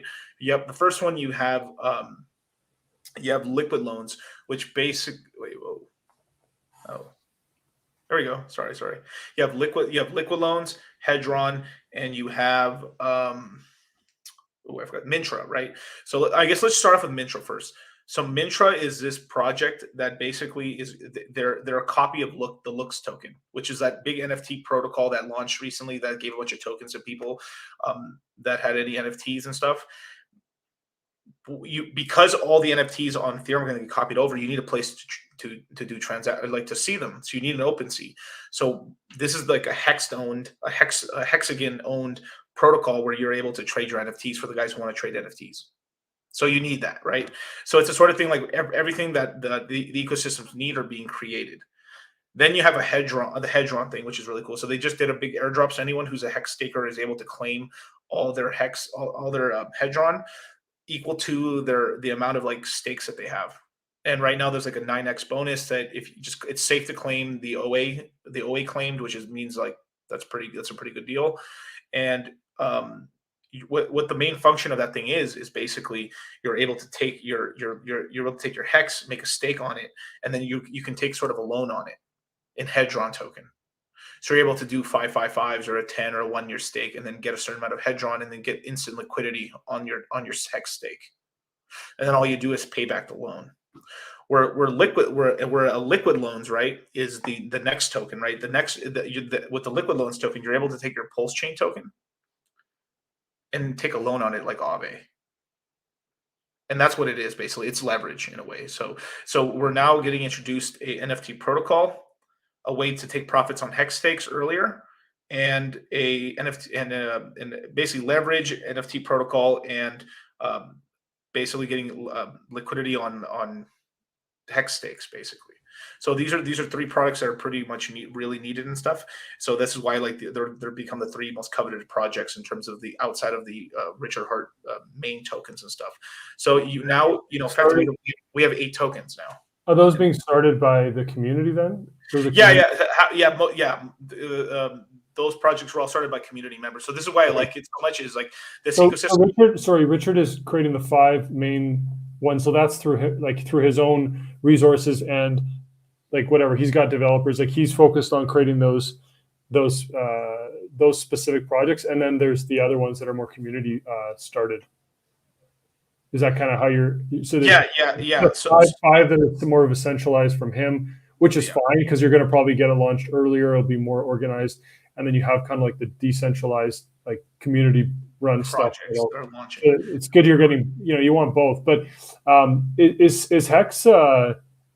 Do they work with any other ecosystems like in a strong way, like a meaningful way, or like besides just they're kind of doing their own? We're on our own thing. We're on Ethereum right now. The reason we're creating, why we even created the need, like if Ethereum wasn't being an asshole, we would still be using Ethereum. But these gas fees, there was an update that increased the CD load. It was like a really stupid update for no reason that just basically goddamn 2.7x the cost to unstake a hex stake. And it's like these really, it's like I sometimes just think when I look at Ethereum, I'm like, what the fuck are you guys doing? Like no one runs a business or a thing like this at all. Like the only logic, if I'm just thinking in terms of business sense of what's going on, is basically they're trying not to create a fucking giant fork of their ecosystem. So they're fucking bribing the shit out of the Ethereum miners because they're rugging them in 6 months. And so they've been fucking like giving them like all kind. They've allowed these high gas fees to happen, allowed them to earn a bunch of fees and everything like that, and while also earning a bunch of emissions of the Ethereum token in order to placate the fucking the Ethereum miners, which at the end of the day they're probably still going to end up forking and doing some other fucking chain just because they're fucking happy that they're losing their income. But basically, that's the only explanation to this shit, because they could have very easily already upgraded it like ETH like a long ago. So it's insanity to me. Like this shit doesn't make sense. It does not make sense at all. I've lost track. Like I haven't even been following what's going on with Ethereum. Like I do hold some Ethereum, but what's the deal with Ethereum right now? Like are they still? When's the next release dates? When's the next? 6 months from now. 6 months from now, there's something called the merge. Have they moved the timeline, or has it always been 6 months from now? Like how recently? They've been moving the timeline for a long time. I know, but like more recently, like within, I guess, like because there was talk last year about this. There's been talk for a while, right? Because they delivered on the burn aspect, right? So then that happened, and then now the merge, right? So this merge, like it's scheduled to take. Has that been moved recently within the last? It was moved. It was supposed to happen like again. March. It was supposed to happen in March. Supposed to happen already. Okay, so that was last year. So. Wow. Basically, it's supposed to happen in June or some shit, but I don't believe that. So I think it's going to happen between end of quarter 2 to middle of quarter 3. That's when it's really going to happen. Nobody wants a bear market more than Ethereum.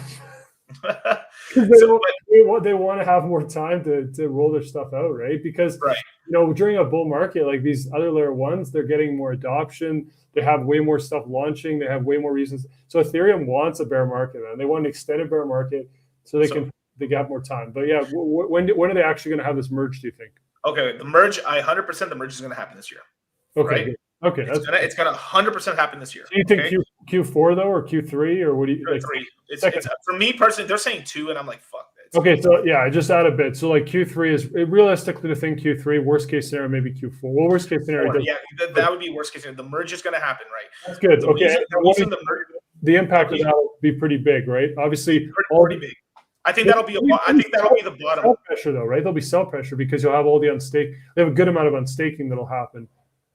Right, but this is going to be. I think this causes the actual. This will be like, okay. So usually, the Bitcoin halving is the bottom more or less within a couple months afterwards. It's kind of like it's the bottom of like any of the bear market in a way. So you have the halving, you have the Bitcoin halving, and then from there it's a little bit lagged out, and then you start getting price go up, and then it takes the whole market up.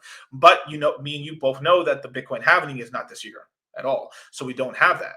So what I've been thinking for the longest, basically since like I would say like November of last year, is that the real bottom of this market, if we're still having, there's still going to be a lot of the, if you're deep in L1s or in HEX, you're going to be doing okay.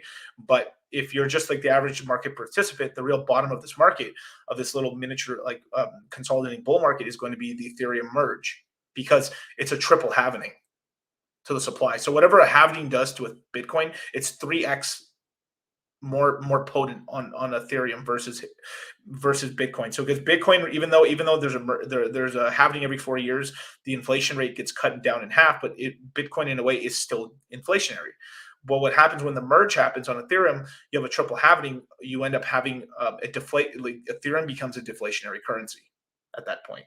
Deflationary. Yeah, pretty much. Will it become right away? Like pretty much right away. Like it does depend on the amount of coins being, well, I guess right away. As long as they can burn more coins than the issuance. Like the issuance goes down a lot, right? Because the staking, I don't know, I can't remember exactly how much it decreases, but it's a pretty significant decrease. What was the comment there? So I'm sorry. So Tweety Bird said, DCC, when you mentioned 300 to 1,000% APY on PulseChain yield farming, Clancy's eyes turned wide open. I make it in my mission. Like it really like Clancy be dodging me, man. I need it. Like I'm trying to I've been trying to get him. I'm a hard sell. I'm a hard sell. Long time, dude. Like Jesus Christ, I got Robert Kiyosaki into Hex faster than like. That's amazing, man. That's so cool that you got him in.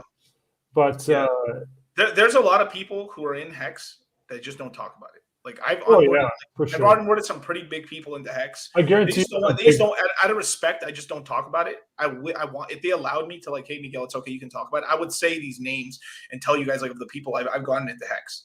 But I can't. But to keep everything kosher as well as like respect. Unless they want to share. I just don't put. It's like me finding out. Wait, hold up. I was about to make a very stupid analogy. Wait, no, I'm not going to do that. Wait, I'm stopping myself right there. Okay, so but anyway, just to respect them as people and everything, and then they told, because they trusted me and they told me, hey Miguel, thanks for getting me in, but I just don't want to talk about it. That's fine. Hey, I'm just happy you're in. That's just it. But just to go back to the whole Ethereum thing, what's happening is this. Okay, so right now you can yield on Ethereum. Okay, you can yield on Ethereum, but you have to lock it up and you can't unlock it. That's the problem. What happens with the merge is this. So EIP 1559, there's a burn feature, which you know about. Cool. Except the burn isn't that big. It's just, it can be adjusted, but is what it is. We still have inflation. Cool. What happens with the merge is you can now, if you have 32 Ethereum, you can stake them yourself and you can start earning anywhere between a 4 to 6% yield. That's all it is, really. So with that, what the merge does is we go from proof of work, which is mining, to proof of stake. So what happens is the inflation that we're paying the miners goes away. So the burn rate that we have right now on the transactions is enough to make the inflation that you get from staking irrelevant. So basically what it means is we're essentially burning something like 8-9% a year, and we're only inflating 5% a year. So we're become 3% a year deflationary. So the deflation rate of Ethereum starts going down, and then the people who control Ethereum and stuff are able to adjust the burn rate higher. So they can make the burn rate higher if they want to burn a ton of Ethereum. So they could take Ethereum from like 116 million down to like 100 million if they wanted to. So they could make it. They could burn a lot of Ethereum very quickly if they really wanted to. Yeah, it could go in that direction because they can adjust the aspects of it, right? So like right now, like just to give people specific numbers, like the issuance right now, at least that's what it says on the ultrasound money. I'm not sure which site you use, but it says 5.4 million is issued per year currently ETH, and after the merge, it'll go down to 0.5. So you're talking about, I mean, that's basically like 85% reduction or something like that in the issuance when happening. That's a huge. Imagine if like the U.S. economy overnight just like stops. You know, they print 85% less money or something, or imagine. It's so funny. Or just like another production like high demand item is all of a sudden 85% less per year or whatever. So it's a big deal when the merge occurs, and then, you know, as long as they can get some level of demand staying within the Ethereum ecosystem, then you will have like it'd be deflationary because all they have to do is burn, you know, that small amount of issuance every year, just point. Yeah, I mean that 5 million now, or sorry, 500,000 new issued ETH every year. Now that can adjust though, that can change because I think that's dependent on incentivizing staking, right? The inflation in terms of what you earn from proof of stake from staking is hard set. They can't change that. They could the only thing Ethereum can change is the burn, how much they burn. But I thought the burn was dependent on transactions, the activity within yes. Yeah. But if they choose to say, hey, because they have no miners, they can choose to juice it up to like 100% of the fees you pay for gas get burned. Yeah, they can adjust that for sure. Like they kind of they have a weird rudder. It's almost like they're the Fed and they can control the Fed's burn rate. Yeah, it is a little bit like that, right? There's you know they have the people that are heavily staked within the ecosystem. You know, they'll have the ability. I'm not sure exactly how it all works, but they have the ability to adjust things, right? But yeah, I think like it does depend though, because if there's not enough people staking in the ecosystem, like within Ethereum, like if there's not enough people staked, I thought that they would increase the yield that they would offer for staking to incentivize more people. Right. It's sort of like Hex. Like, look, Hex has an inflation rate of 3.69, right? Right. That's it. Stuck. Yeah. So if I'm the only person staking at that time, which is impossible. You're in a higher pie. Like the pie might be the same size, but you're getting APY shoots up. Exactly. Yeah, your individual piece of the pie is larger because there's less people, but the pie is always the same. Every year there's the same amount of, like, you know, whatever. It depends on how many people want to get a slice, but the pie always stays the same. So I think it might be the case with maybe that's what it is with Ethereum. Maybe they do issue 500,000 tokens a year, and that's their like same as Hex's 3.69 or whatever. But depends on how many people are staked, like what percentage they actually get at the end of the day, something like that. I like to look into specifics, but I do hold ETH, and I mean I want it to do well for sure. I want to see it. This is going to be a huge. It's all about narratives, right? This is a pretty huge deal because finally you can just earn yield on Ethereum, just like sit there. So, all right. So I will say one thing before I go into like the numbers and why I think this is going to bottom the market for the overall for Hexagons and stuff. And some of the guys deep in Phantom, whatever. We're still gonna be fine. But like for the rest of the market who are on, you know, it's morphine time, but they're on morphine in the hospital bed. This is going to be like the catalyst to like finally pop us out of this bullshit, basically. And what it is a triple halvening. The first halvening. Like, so the way I thought about it is like, so if it's one halvening is usually enough to pop the market within like 3 to 4 months out of the bear market, or like we kind of bottomed or something, right? So one sort of thing that I like with the triple halvening is that Ethereum is 2 times less than Bitcoin in market cap. So 2 halvenings, right, would equal 1 BTC, and then that third one would be enough, like just because it's the first time it's ever happened. So it's like, in a way, just mathematically, when I think about it, if it's 3 halvenings, then it could would be strong enough to actually like pulse the market up in a way. So that's just on the math sense in terms of like what's going on. The triple halvening thing is enough to like in narrative wise as well as number wise to actually kind of like pump it up. So it's almost like a 1.5x Bitcoin halvening. That's only happens once. It is interesting, right? Because it is Yeah, I mean, you need like the way that crypto works is you just need like a really solid narrative that enough people can buy into to keep, more and more people coming into the overall crypto space. Like as long as something is doing extremely well, like as a sector, like say it's DeFi, Right. say alts are all doing well, say Bitcoin's, having a really good run. Like just talking historically in the past, like as long as like everything is not dormant.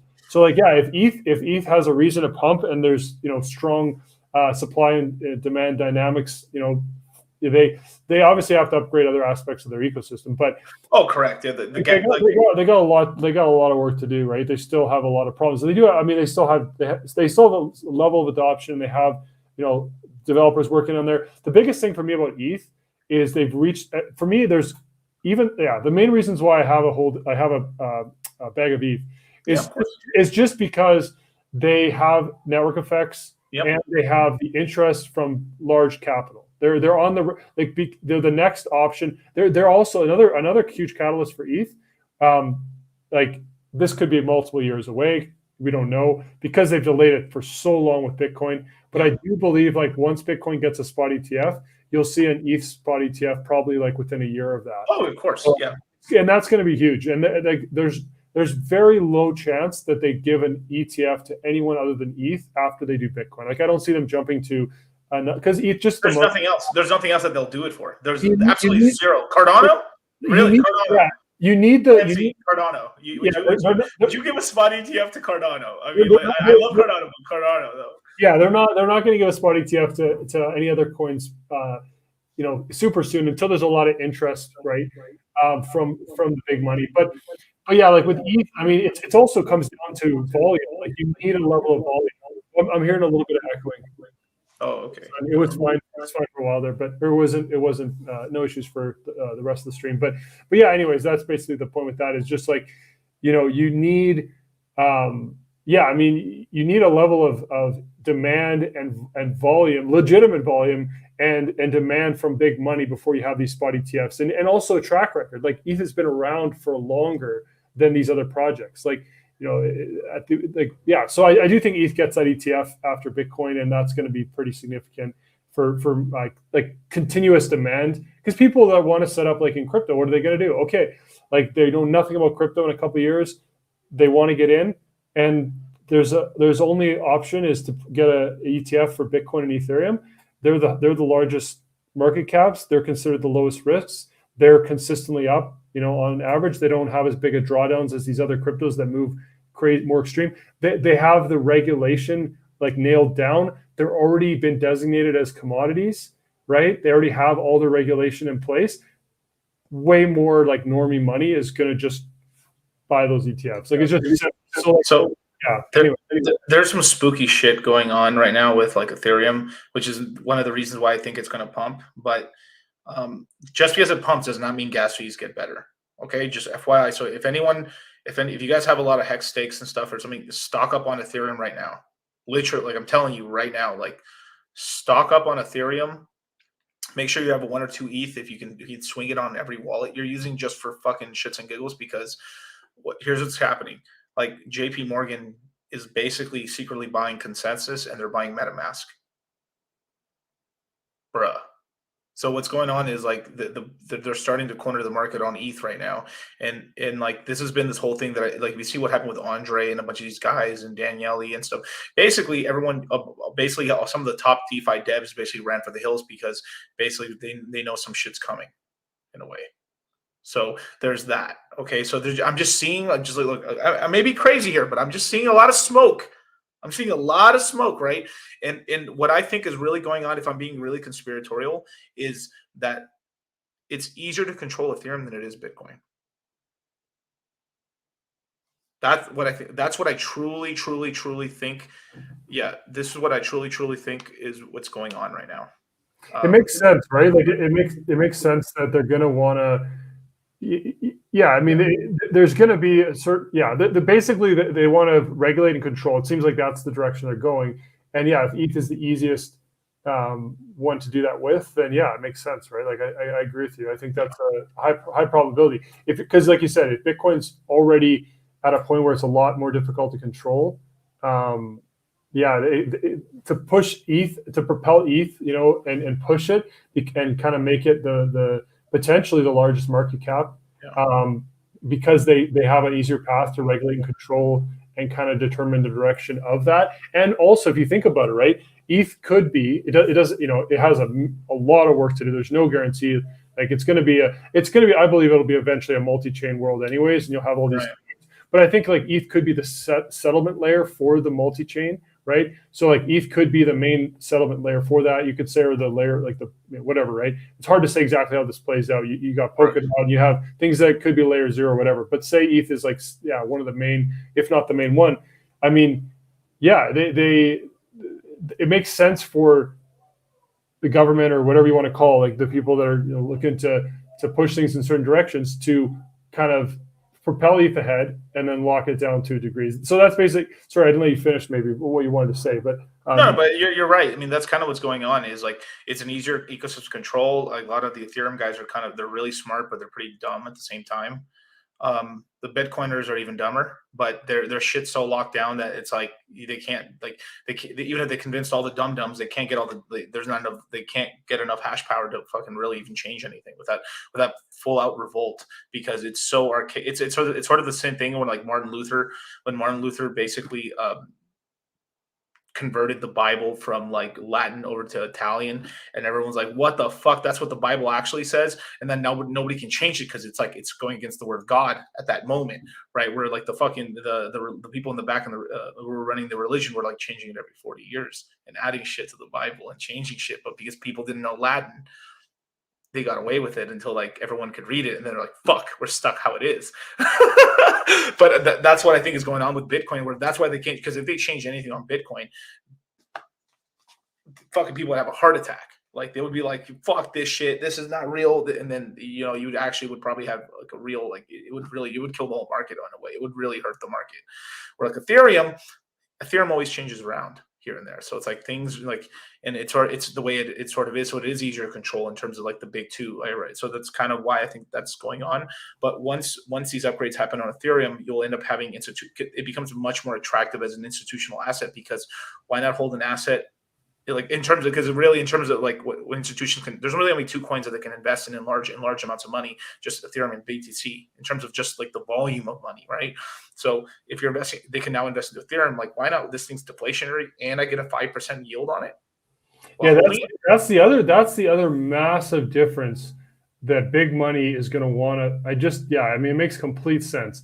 Most like really wealthy individuals, they want risk-free returns on their capital. They look for the safest risk-free rate returns on their capital. And yes, if Ethereum has like a guaranteed 4 to 7% yield, like that doesn't seem like a crazy yield in our terms with the way crypto operates. Obviously, a lot of projects offer way higher incentive returns, basically. But yeah, I mean, with Ethereum, if it's a deflationary asset and you can get 4 to 7%, like that's like hard to achieve. It is achievable in other markets for sure, but it's like, bond market, a lot of these things that they put money into, like even real estate, like there's more headaches, like they get returns on that. But yeah, that's appealing. Like that's absolutely appealing. And with Bitcoin, I mean, you can get it, but you got to go through like a CeFi platform, or some sort of boring, like there's not like a native way to earn on Bitcoin. Like that's a huge advantage in the long term. Like obviously Bitcoin, like I really believe in Bitcoin, just for many reasons that are obvious. But when it comes to Ethereum, that is a huge advantage that I just kind of forgot and remembered again how big of a deal that is. And that's another point to what you were mentioning and your kind of theory here is big money coming into the space. I do think it makes sense for them to push Ethereum and back it because they can control it and they can get their risk-free return on it, and so there's just reasons, and I personally think that, like, this is my opinion. Some people may not like it, but it's my opinion that I think Richard Hart is timing this shit to because right now the narrative is pretty terrible. I mean, regardless or not, if it launched today, I'd be like, fuck yeah, I'm hyped as fuck. I want PulseChain to launch already. But if I'm thinking like Richard Hart, if I think that I think like Richard Hart in this narrative sense, right? Why wouldn't I want to launch PulseChain when Ethereum's gas fees are terrible? Because it makes my chain look better. It's like, the narrative. I mean, narrative wise, right? Like, look at these Ethereum gas fees are terrible. Look, come over here to Pulse. Yeah, you want to. Yeah, it makes complete sense, right? I totally see that as possibility, right? Like, I think that there's a reason to do that, right? It just makes logical sense. It depends on how long he wants to wait, because you don't want to wait too long. But there is a trade off there of waiting too long. But definitely, if you can time it and take advantage, it creates a stronger narrative and a stronger reason to. Yeah, it creates a natural marketing, in and of itself. So. But yeah, what do you think? What do you think, DC? So essentially, just to finish up on Ethereum, we can move on to something else after that. But you're helping me to kind of remember a lot of stuff that I studied in the past, and I just because I've been so focused on what I'm doing, I kind of forgot about. So yeah, that makes sense with ETH. I'm remembering some of the reasons why I bought it in the first place. But basically, you see this merge happening probably Q3, Q4, and then what do you think will be? How do you think it'll play out once that merge occurs? Like, kind of go through like the rest of the year, kind of how you see it playing out with ETH then. And ETH will pump on the news that it's actually shipping. It'll actually pump off of that. We'll get a slight dump because of supply, because there's people who locked up their coins and like didn't know that it was a permanent lock until the merge happened. So there'll be some people shuffling Ethereum around. We'll probably get like a 30-40% correction on Ethereum, which is pretty gigantic. And then we start trending upwards, basically. So we could hit a high of 6,000 Q3. What price range has ETH been in during this lockup period of the staking? Because that was because 4,800 was the top, I think. On average, 52, I'm sorry, 52. It'd be interesting to know the cost basis. I mean, I guess it's impossible to know because you don't know when these people bought their ETH. But it'd be interesting to know. I guess there's no way to know. Yeah, it'd be pretty difficult to figure that out. But I was just kind of wondering, like, how much, because that's going to maybe determine what percentage of those unstaked coins get dumped, is how much ETH is up relative to when they started doing the staking, right? So, but again, it's just hard to say. But if ETH has gone up a lot since the staking started, then that would tell me there'd be more dumped on the market. If it's actually hasn't gone up now because of this correction, it actually depends on where the prices are at in Q3, Q4. If ETH is still where it is now, we might not see that much dumping from the unstaking. When you're first allowed to put it into the contract, I mean, I think Ethereum was like $500-600, but it's been So some of them there. So there'll be some dumping, there'll be some moving around, but it'll play out. Like how long? It'll play out the way it plays out. So you think we'll see a decent sized correction initially, though? Once it actually unlocks, I think, like, so up until the run up, like, hey, it's actually shipping. So it's going to be like a month of like Ethereum's doing the merge. That's all you're going to hear on like YouTube and shit, in the YouTubers and Bankless and everything. The merge, holy shit, it's happening. Oh my God, the hype. And we'll get at the most, like at the minimum, it's a $1,500 price increase. Because it is obviously extremely bullish long term for ETH holders, because the fact that it's actually happening and that ETH is actually no longer a proof of work, like, it's a huge deal. So it makes sense of just by that news and the fact that it's a reality. If it actually launches and it ends up being as successful as the burn launch was, and if it plays out the way they've said it will, there's no major catastrophes, then the price should go up. But it'll be interesting to see, right? No one knows, but with the unstable, it's just my speculation of what if just normal human dynamics. The minute you're allowed to move your money, there'll be some profit taking, and afterwards, I think, especially if the price is mooning, then you'll see people dumping just because the price is going up. So it'll be. But that's kind of but from the long term, I think that'll be the catalyst. That'll be like, holy crap, you ship something, and then there's gonna be what I think is going to end up happening is that they're going to give a guidance of like, hey, in 4 or 6 months, we're going to do the big upgrade, which is going to be a lie, I think, personally. I think they're gonna like sort of say like, hey, Ethereum's gonna ship Ethereum 2.0 in 6 months from now. Holy shit, Ethereum! And then that can cause the price to Ethereum go up, and then they find out 6 months, it's not happening. It gets pushed back again. So then the schedule, the next scheduled kind of upgrade is like 6 months or so after that, but it could be a year, could be a year and a half. It could be a year, more than likely. Like I mean, we're probably gonna get the real upgrades on Ethereum, like for lucky, like late 23, 24. somewhere in that range. What are the next like really significant upgrades? Because this merge is huge, obviously, because you're decreasing the issuance and you're becoming a more efficient chain or whatever, staking, or it's a big trade. It's a trade off, but it's a big upgrade in the direction. Depending on where you look, it's either like you're gonna get sharding, which means like you're just gonna have multiple. It's like I think sharding is a little more farther away, but it's basically like ZK rollups in a way. So it's like you're turning a CD to an MP3 CD. In a way. Yeah. Okay. I gotcha. Yeah. They're just they're not transactions per block go up like significantly. Yeah. They want the transaction, and like right now, I mean, that's obviously huge as well. So right.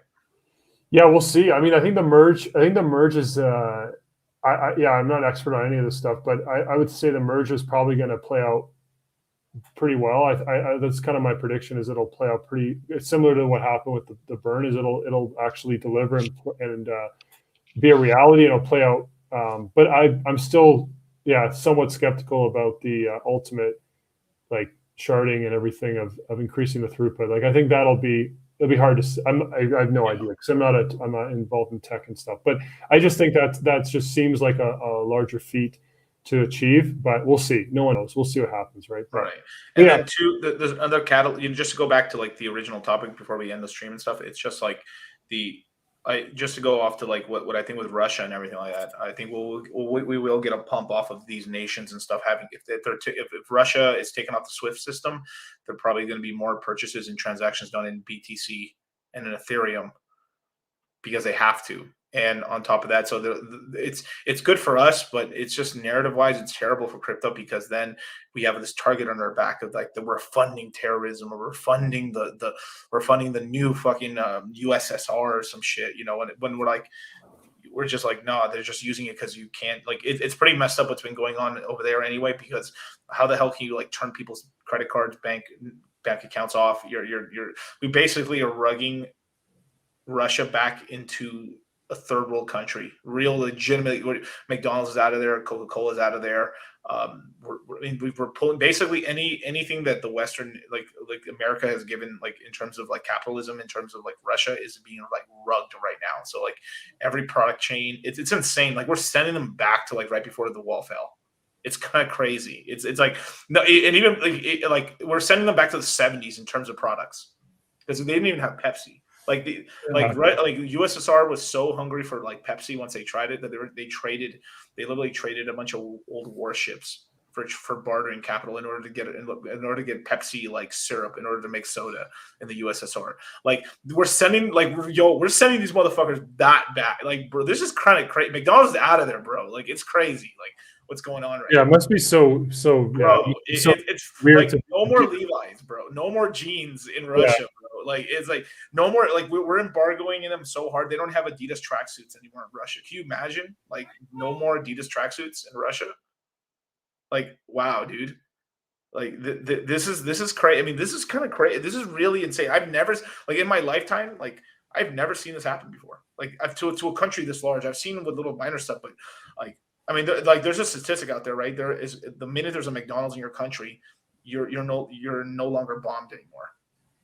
Basically. Yeah, I can see that. And if there's no McDonald's in your country, what does that mean? That means we're rolling in there and gonna are we gonna slap something? Yeah, get the corporation out before they, it's I mean it's a bad sign for sure, unfortunately. But man, it's.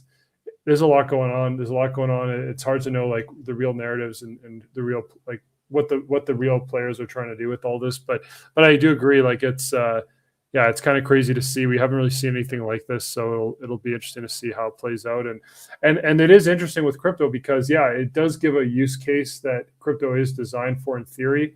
But at the same time, we don't want to track these negative narratives because, of course, the media will look to run with things, right? Like, okay, crypto is being used, by the enemy or whatever. It's just like, okay, but they're doing. It's interesting because there's different things happening, right? You have the Biden stuff, you basically have it looking like they're going to go the route of regulation, focusing on the exchanges, focusing on KYC, which is what I expected. I expected them to not stop it. There's a lot of tax dollars and there's a lot of money to be made with crypto, so yeah, I didn't expect them to shut it down. I do think they're going to go after parts of crypto that are the biggest threats to the current system. But things like ETH and Bitcoin, they're going to be categorized. I think they already are as commodities, but it's going to be clear that that's what they are. They're going to be taxed. You're just going to have to KYC and things. So it sucks for I guess like the original ethos of the space. Right. As far as like actual decentralization, true decentralization. But as far as opportunities go, it's good in the way that like I don't see them shutting in North America anyways. Like I don't see crypto, like they've already have an ETF in Canada that's gaining adoption. There's already a ton of, like Canada has a ton of hydropower. Like there's a ton of mining already happening in Canada. And there's just opportunities for these countries to make a lot of money. So yeah, I don't see them shutting it down. But so it is interesting because you would think like, okay, they could use the narrative if they want to. At times they could say like, Bitcoin is being used by the enemy, this and that. But at the same time, like they're incentivized, I think, to not bash a Bitcoin and crypto too much. So yeah, we'll see what happens, man. It's a lot of stuff. I mean, like notice how well, maybe I shouldn't say on the stream, dude. It's kind of bad. I don't want my channel to get flagged, but like, it's all Russia created inflation, right? And then like, there's no more masks anymore. Magically, magic happens, right? It's like, right? It's like, hey, dude, you guys, Android 19's over, you guys. Now it's Russia Gate. It's Russia now. Russia, yeah. There needs to be a narrative it's essentially like a drip feed of fear into the population, right? Because it keeps them like not thinking as logically, easier to control. There needs to be always like this is my theory. It's an event coordination. It's like they need a reason to print. Yeah, right? And I kind of low key as a crypto guy, I kind of want them to print, which is bad. I know it is bad. I shouldn't want that's bad, dude. Well, but it's because we've detached ourselves to a large degree from the system, right? So for us, we're less attached to the system, so we care less about what happens with the system. Obviously, I feel bad for people that are holding just dollars if they continue to inflate to this degree. And like the CPI number being at basically 8% now, that's crazy because the actual inflation rate is a lot higher than that. It's probably 24% a year. It's probably 24% a year. It's like that's insane. Like you're losing a fifth of your money by just holding dollars in a bank. Like your purchasing power, you're not losing actual dollars, but you're losing that much in your purchasing power and your true wealth. Yeah, peep this. You don't notice it though, because it's just all the goods around you are becoming more expensive. You might think you're not losing wealth. You have the same numbers in your bank account, but you're getting 20% behind by just holding dollars. Yeah. Anyways, go ahead. Sorry. No, it's okay. It's just like because I've been shopping around for a house, right? I've been shopping around for a house and stuff and everything. I haven't found one yet, and I've shopped around these areas where I wanted to go, right? And the real estate market is like it's vertical, dude. So it's like there's this whole thing of like there's like the whole consumer price index and stuff, which is basically just milk and eggs and shit and like that and everything like that. And they're some of the most manipulated like commodities ever. So because that's what we track. So we try to control the price. That's what's going on really. But in terms of stuff that you actually want.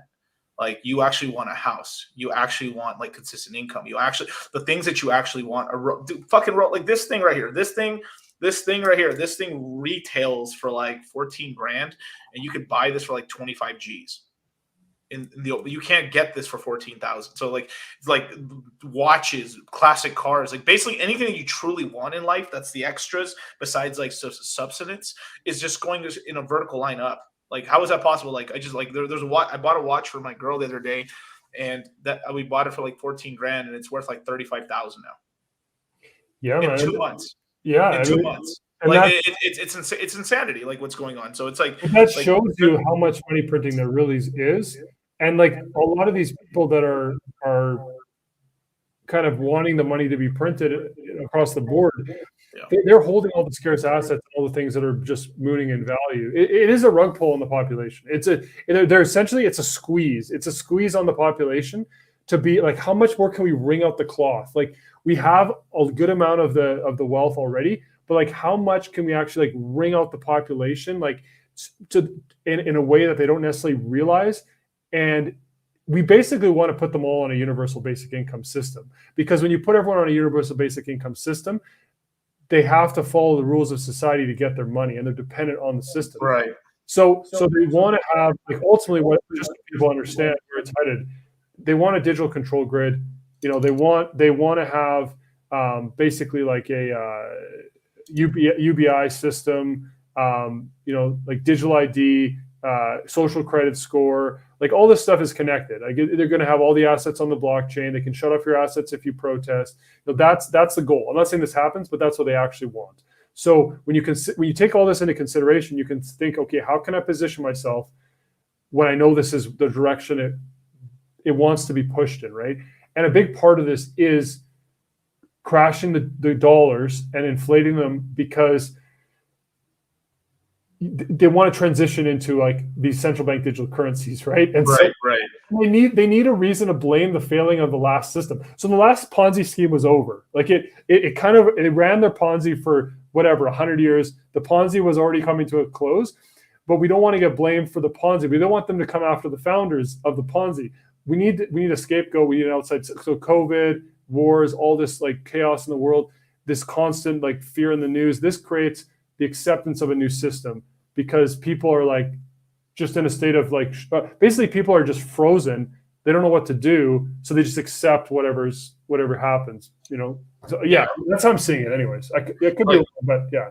No, you're right. I mean, and like this just, I mean, like right, like when I was just talking about the housing market for 1 second, like, I mean, I think the housing market we're topping in like this year, basically. Like, if what's going to happen is this, like, if the Fed actually does increase because you were talking about that, like, I know it's kind of priced in to have the Fed's fund rate increase by 25 basis points, but if that actually does happen, it's going to light a fire under the equities market. I mean, the real estate markets. That's like, you guys, it's actually starting to increase that. I think it's going to create a FOMO into the housing market, which is actually going to create a peak in the market. No, it's not going to be like 2008. So wait a sec. Sorry, DC. You're saying, so I just want to make sure I understand what you're saying. So you're saying that because the rates have been so good for so long, like housing's gone up because of money printing and because of crazy low rates with housing, like the market's just gone up with housing. But now that they then understand that, okay, this party's kind of coming to somewhat of an end, there'll be a FOMO to get in because they know the party's shifting, and that'll create the peak, and then you'll get the crash, and then the rates will be higher, and then so so it's going to be, because the rates are going up, it's like, holy shit, we need to get in quickly, and then eventually, if the rates keep going up, then the crash actually happens, because I wish I could remember, I got this number, but I think it's like every 25 basis points increase is you can buy $55,000 less of house. For the average American. Of course, if you got money, it's different. It doesn't matter at the end of the day. But basically, you qualify for $55,000 less as the average American. So eventually what will happen is, like, you'll be priced out, and then there's not enough regular U.S. buyers that can buy houses because they can't get loans for it. And then that's it. Right. Unless they bring out the predatory loans back or some shit, But I don't think they will. But that's what's going to happen. So it's just like that slight increase is going to be like, then the real estate agents, everyone's like, hey, if you don't lock in these refinances right now, if you don't get the house right now, Susan, you're fucked. You're not going to get a house. So it's going to create, I think it's going to create a short, like 6-month FOMO into housing. So probably this year we'll have a peak in the housing market then. Yeah, I think so. If we don't get, but if we don't get the price increase, if we don't get the increase in the Fed's fund rate, then it'll continue on. But if we do, we'll get a high. I guess it depends on how much they increase the rates, right? Like if they just do a little bit of it. I mean, they can't. Yeah, I mean, they're going to lose credibility if they don't raise at least to some degree. But who knows, man? Like it's really hard to know for sure until it happens, right? Like how much they actually will hike the rates, and with the global narratives going on, like they might.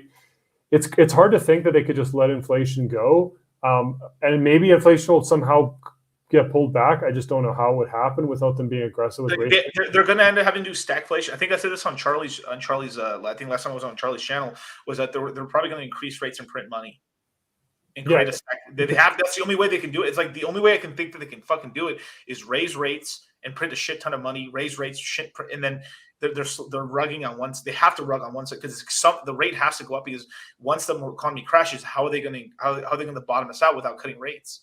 they're in a really tough spot. There's nothing they can really do because they won't. This is the thing. They won't let the markets fully crash. Like they'll let the markets go down for sure, but they don't really let. It's not a free market anymore. Like we've seen how many times they've already stepped in. They set a precedent. It's like for them to just raise the rates aggressively and then just step back and let the markets fully crash and not print any money. I mean, it's of course possible. It's just unlikely. I think they always step in when things get extreme. They want to create a problem and then step in and be the solution for the problem, right? Like, so they are in a tough position though, for sure. I wanted to just before we end and stuff, like maybe finish off if there was anything you wanted to add to that topic, and then I just sent you three charts that are we can. Yeah, of course. But just to say one last thing, I do believe we're gonna start getting a short-term like relief bounce. I think personally, but I don't think that's gonna happen until like April 15th, until we're done with tax season. Just narrative wise, like I don't think that's gonna happen. But if we, I think the Fed meets up in a couple days, don't they? They do, yeah. I think it's like in a week or within the week or something like that. So that'll help for some clarity in the markets, and then right. Yeah. If can you imagine if they say, "Hey, we're going to print a shit ton of money"? I'm just like, money. Yeah, we want it is true, man. We want money to be printed. That's bad. That's not good, dude. That's not. It's like we're fucking addicted to crack now. Like that's what's going on right now. We're addicted to crack. Yeah, this is the thing. Like it pumps our crypto bags, right? But the problem with that is, like, I guess the reason why I want money printing is because it pumps my crypto investments over the long term more than it pumps. Right. More than it pumps the things I want to buy in the future. Like because eventually I want to sell my crypto and buy like real estate and things like so. It's I get the money printing pumps the value, like it pumps the things that I want to buy in the future, which hurts me. But I just believe that crypto will outpace it because it's an adoption curve. So right, because we're in it right now. So the current coins we own are going to go up higher than with the new money that's going in. Yeah, they'll go up more than the real estate and the other things that go up for the money. But I feel terrible about it because it's like we're benefit. Like, hey, I know it's a dog eat dog world, right? And like I know we're trying to legitimately like if I'm stretching the numbers, we're 2% of the population who own crypto around the world, and all that money goes into that. We're the one benefiting from it, but I feel like shit because other people are. But it's not our fault. It's all the government. It's not just America. It's all the governments around the world doing this to the citizens, and like we're just protecting. We're just protecting ourselves, but it feels bad because it's like, God damn it, dude! Everyone else is gonna have such a shittier. Like I go out into the real world and I'm like, how the fuck are people paying for any of this stuff? It's insane. I mean, it's not hurting my pockets, right? Because we have crypto and we have all this, but I'm like, how are people affording like gas like this? How are people affording to go out? Why is like is everyone selling drugs to have money? Like how are they doing it? Yeah, I have no idea. Like I'm so detached from reality of what people are dealing with. Like I just feel bad for people that are they're just not aware of what's happening, right? Like you just don't know. There are people waking up for sure. There are people that are going into other types of assets other than crypto, I'm sure. But it's tough, man. Like, if you're in the system, like you're just in it. You just have to deal with the changes. You have to kind of realize like what is going on here, and it's just tricky, right? Like obviously, people aren't getting the raises in their day jobs. I don't know how. Yeah, like I don't know how we don't see like protests like across the board in these countries because the people will have a breaking point. Right? Like and the only way out of that is to print more money to get your citizens to bail your citizens out.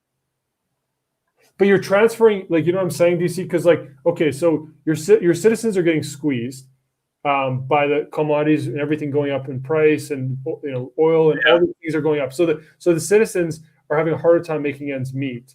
Right. And they're not getting the raises to keep up with the purchasing power they're losing. So your citizens are basically becoming more and more squeezed with meeting the demands and their obligations. Yeah. But then you say, okay, because of global chaos, because of wars, because of COVID, we're going to start handing out more government checks. We have to print money to do that. And so, but you're transferring free money, which is really a tax on everyone that's holding dollars, but you're transferring control. You're giving the citizens free money, but you want something in return. What do governments want? They want more surveillance, more control. You got to sign up for our digital ID to accept the central bank digital currency. So this is all this. So people have to understand that. Like, if you're going to take handouts from the government, you're going to be giving up your autonomy and your freedom in exchange for free money. So there's no free lunch. It's tough though, because if you're in a position, like, you just have to take the money, because if you have a family to support, it's tough, right? So none of this stuff is easy to figure out, and I feel bad for people. It's not. That's why me and Charlie and you as well. It's called Plan C. That we do what we're doing is we're trying to onboard people, get people into crypto, because like this is the life raft. It's like, you're not in, you're gonna get rugged really badly. It's like I've never had to say that before. Like, even last year, even 2 years ago or last year, I was like, yeah, get into crypto, you want to be rich, but legitimately get into crypto if you just don't want to be poor. Like, legit, like, if you want to have, like, because if our dollars or your yen or your RMB goes to shit, the only thing we're gonna be able to trade with each other, because our mobile phones aren't going to go away, at least the networks aren't for the most part. We're like, as long as you have connection to an internet, if you have an internet access, you have some form of like a way to trade with people for stuff, and it's just I enjoy the decline. But DC also, like, it's not just, I mean, yeah, crypto is obviously what I believe heavily in, but I would say, like, it's not just crypto, right? So, like, I would say that you want to look for, like, yeah, the biggest opportunities are in crypto to get ahead, but also, not everyone's able to take certain risks. Obviously, a lot of cryptos are lower risks than others. You got to understand the market cycles. But for some people, they can't put all their net worth in crypto, or they can't basically take on that risk to have all their money in crypto. So there are other alternatives. Like, and maybe we won't talk about them all now, but it's like, it's good to be aware of other places you can put your money that are going to at least hold their value while everything's being inflated away, right? Like, well, the dollars are losing value. Gold, I do think gold will do well. Like, obviously, I don't recommend gold as an investment to become wealthy, but to keep your wealth once you've achieved it, I would be putting money in gold right now. I mean, it's weird to say that because I haven't believed in it the last few years as much, but right now, like, there's a strong reason for gold, just because, you're seeing like Russia and China over the last few years, they bought record amounts of gold. I mean, obviously, gold's not going anywhere. It's manipulated for sure, but it's not going to be inflated like to the degree of dollars.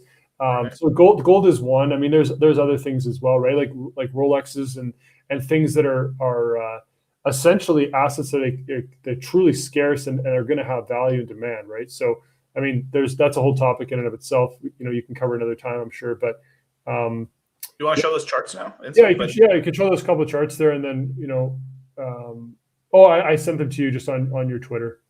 Oh, okay. Yeah, if you can just share. Yeah, it doesn't matter the order, and I'll go through it really quickly. It's just a couple of quick things that I found interesting the last few days here that I think will help people kind of figure out what's going on with crypto right now.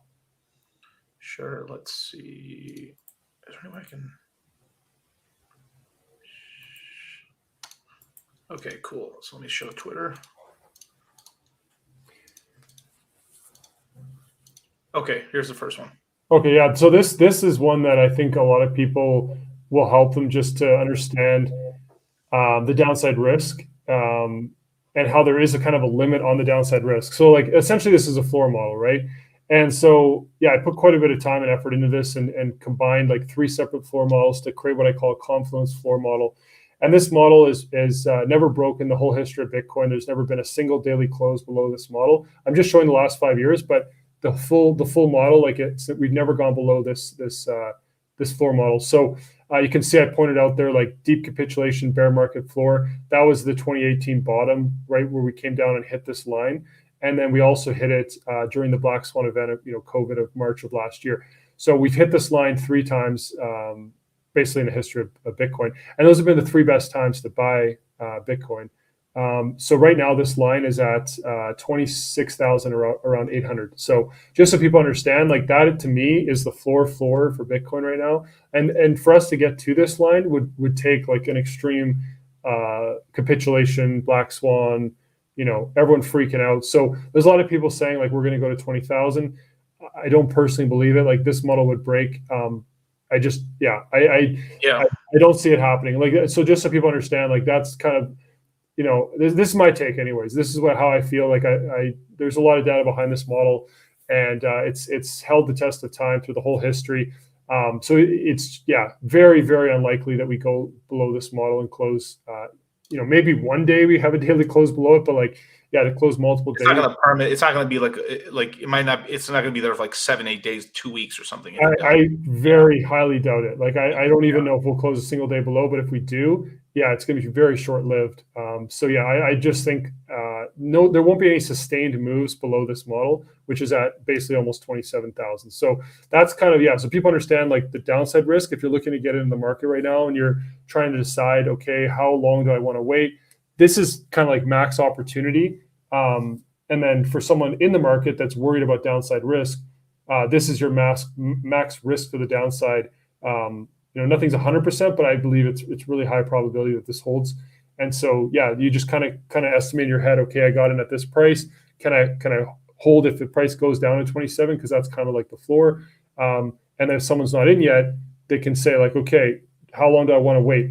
I don't know if we go down here. I really don't know. I'm not fully convinced. There's a ton of support between 30 and 33,000. Even 28 to 30, there's a lot of support. Like we last summer, midsummer or middle of last year, we had a lot of wicks between 29, 30,000.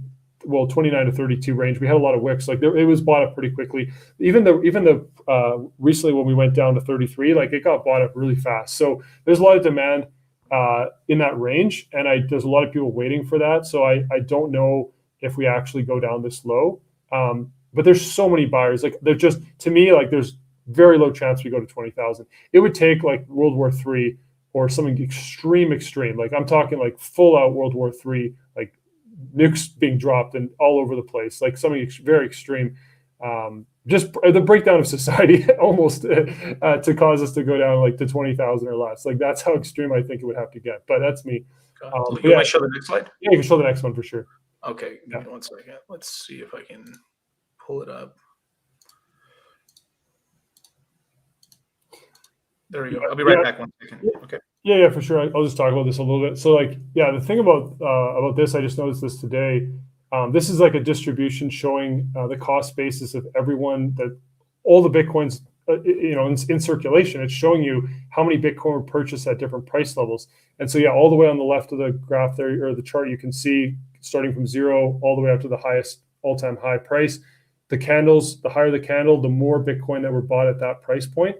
And there's just little buckets all along the way there, and you can see. So, what I noticed today was the amount of Bitcoin that's being purchased at the current price range. We're seeing large amounts that are being bought at 28 to 29,000 range, and so it's at the point now where almost 7%, 6.67% of all the Bitcoin in circulation were purchased as of now between 38, 4 and basically 38 to 39,000. So the last largest amount that was purchased at a price level was when we had the COVID crash, and there was a ton of Bitcoin that exchanged hands, because in order for you to have the cost basis and the Bitcoins being bought in these areas, you obviously need a lot of selling, and you need a lot of fresh buyers at that level supporting the price. Otherwise, the price would just keep going down. So for a price to sustain at a certain point, you have a lot of demand and supply being exchanged, and a lot of turnover of capital. So we saw that when the floor was put in at 3,000.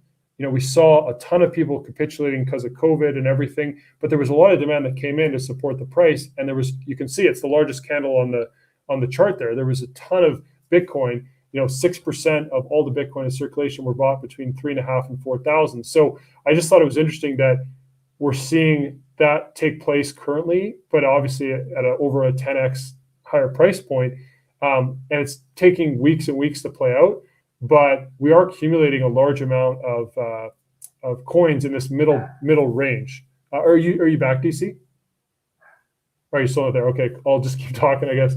But it's interesting because we were kind of top heavy on this chart. So this distribution, for a while, when we went up and put in our all-time high in November of last year, there was this chart was top heavy. There was a lot of people that were shorter term holders that were basically had bought between 50 and 70,000, And so that when we came down, what did that mean? I mean, a lot of people were underwater, and we had a lot of capitulation take place over the last 3 months, meaning a lot of people were selling at a loss.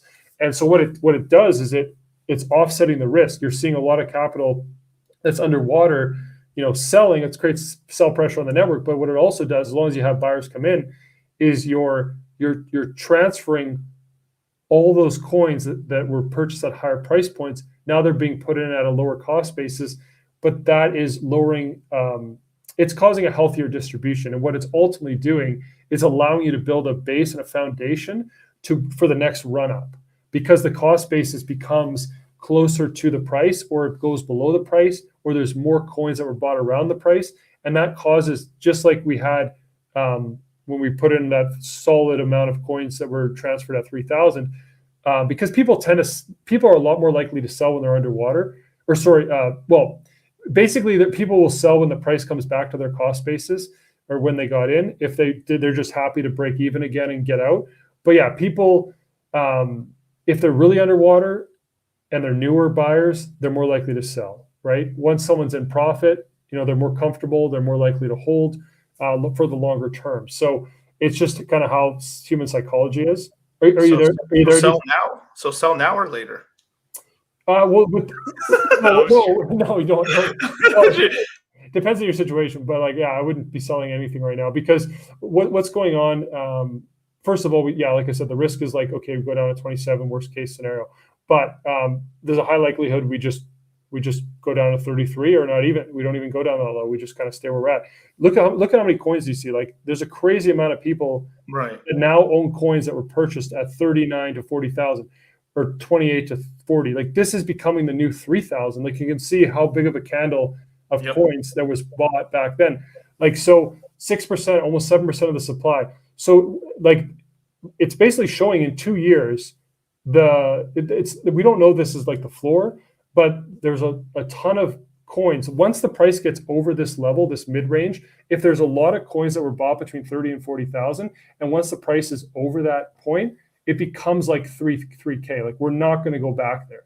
And if we do, there's so much support that we'll never go below there. I'm very confident the longer the price stays, people don't like this, price not moving. They want the price to moon. But people don't understand, the longer the price hovers in this range, the more people come in and buy in this range, the more this is setting the base for the next run up to over 100,000. You need this period. So we want coins to be exchanged. We want a lot of volume. We want a lot of buyers. Every day that the price stays over 33,000 is a win for me. It just, as long as we hold 33,000 and just stay in this range and accumulate buyers and have these coins that were purchased at higher prices sell. I think this is what's happening in Hex right now as well.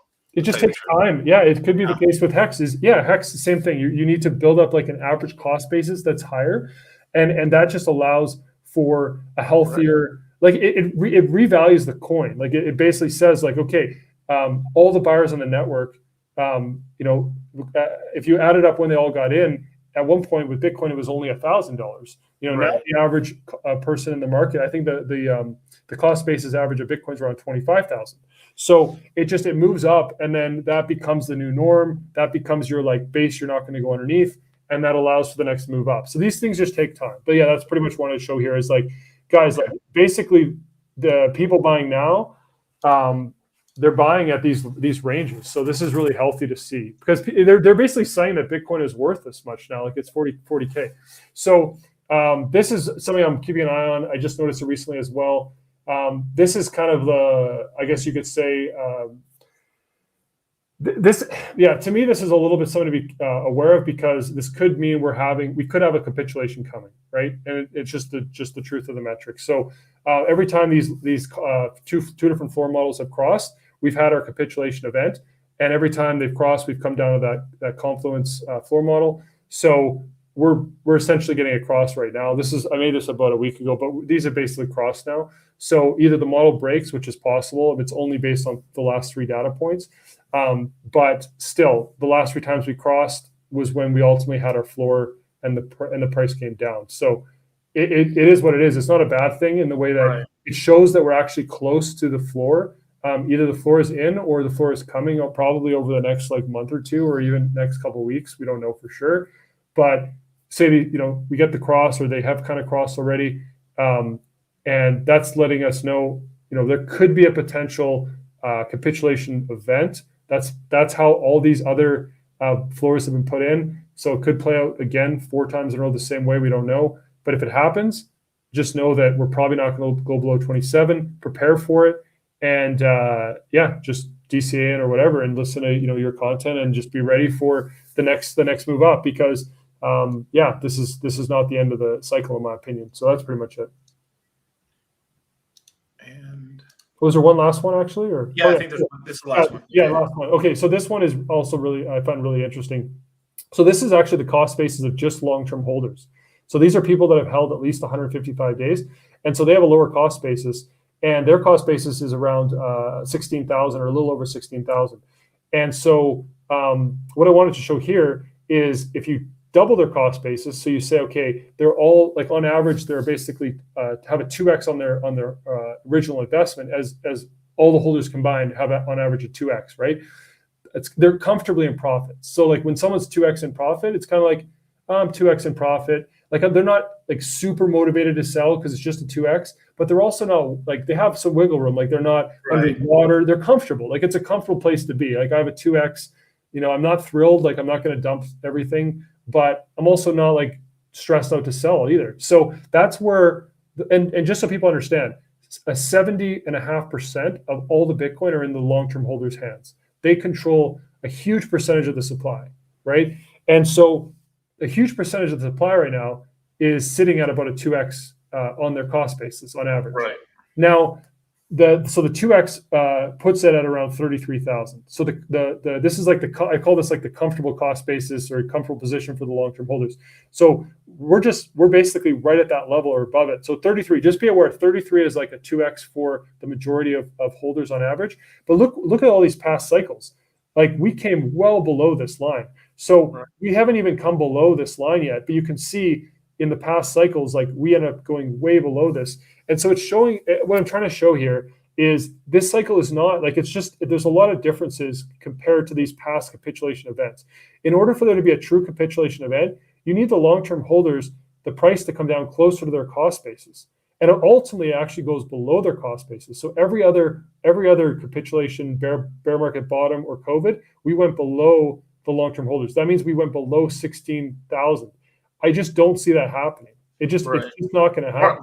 Barring a black swan event or something, Even with that, I just don't see us going that low. It would take something catastrophic. Like, it literally would take the Bitcoin blockchain being hacked for us to go that low. So Cox dumping all the coins on the market. Something really, really bad. Because exactly. You need something, exactly. Like, if they liquidate 100,000 coins, we might have a wick down or something. But you're going to have buyers step in too. So the thing is, like, there's a huge difference here. You can see in these past cycles, we went below the comfortable 2x cost basis long-term holders. We eventually went below their cost basis, and right now we have a huge percentage of the supply with these holders, and a lot of these people have held through more extreme volatility than we're at currently. Like, you gotta understand that a lot of these people holding coins, they've been in the market for multiple years. Like ourselves. I'm one of these people. I still hold a little bit of this like the Bitcoin I hold. I got at $3,000. Exactly. $3,000. You got in a little bit less than me, but I'm around the same area. And so, like, I don't want to sell. Like, I know the price isn't coming back to whatever 5,000. Like, I'm not worried about it. I'm up. I don't, so, like, whatever. I'm just going to hold. And there's a lot of people in that position and there's people, like, if you think about it, that have been here for multiple years that have experienced like 80% drawdowns. So what's a 50% drawdown? Like, it's not as painful. So it's like, anyways, I think that the people that are like hodlers in the market hold the majority of the coins, unless we come down like close to we're going to have to get to like 20,000, 25,000 before we start to see a lot of capitulation. It's just, I don't see it. You can see right now, like, we're in a very different position than we were in previous cycles, and it looking like this metric, when you just glance at it, you're like, okay, we're above that line, and in all the other cycles we went below this. It's looking like it's just a mid-cycle accumulation. It doesn't even look like the cycle's finished. So, anyways, this is why, like, earlier today, I dropped a video where I explained, like, this is why you'll be rich, or this is why, like, people be poor. There's a video on my channel. Try to find the name of it. Where it's a short 40-second video where basically like people don't pay attention during. So when the prices were that low, what were we doing? We were accumulating coins, right? Like I said in the video, like you're buying Beats right now, you're buying Oath token, you're buying Hedron when it's low, you're buying Hex at 11 cents.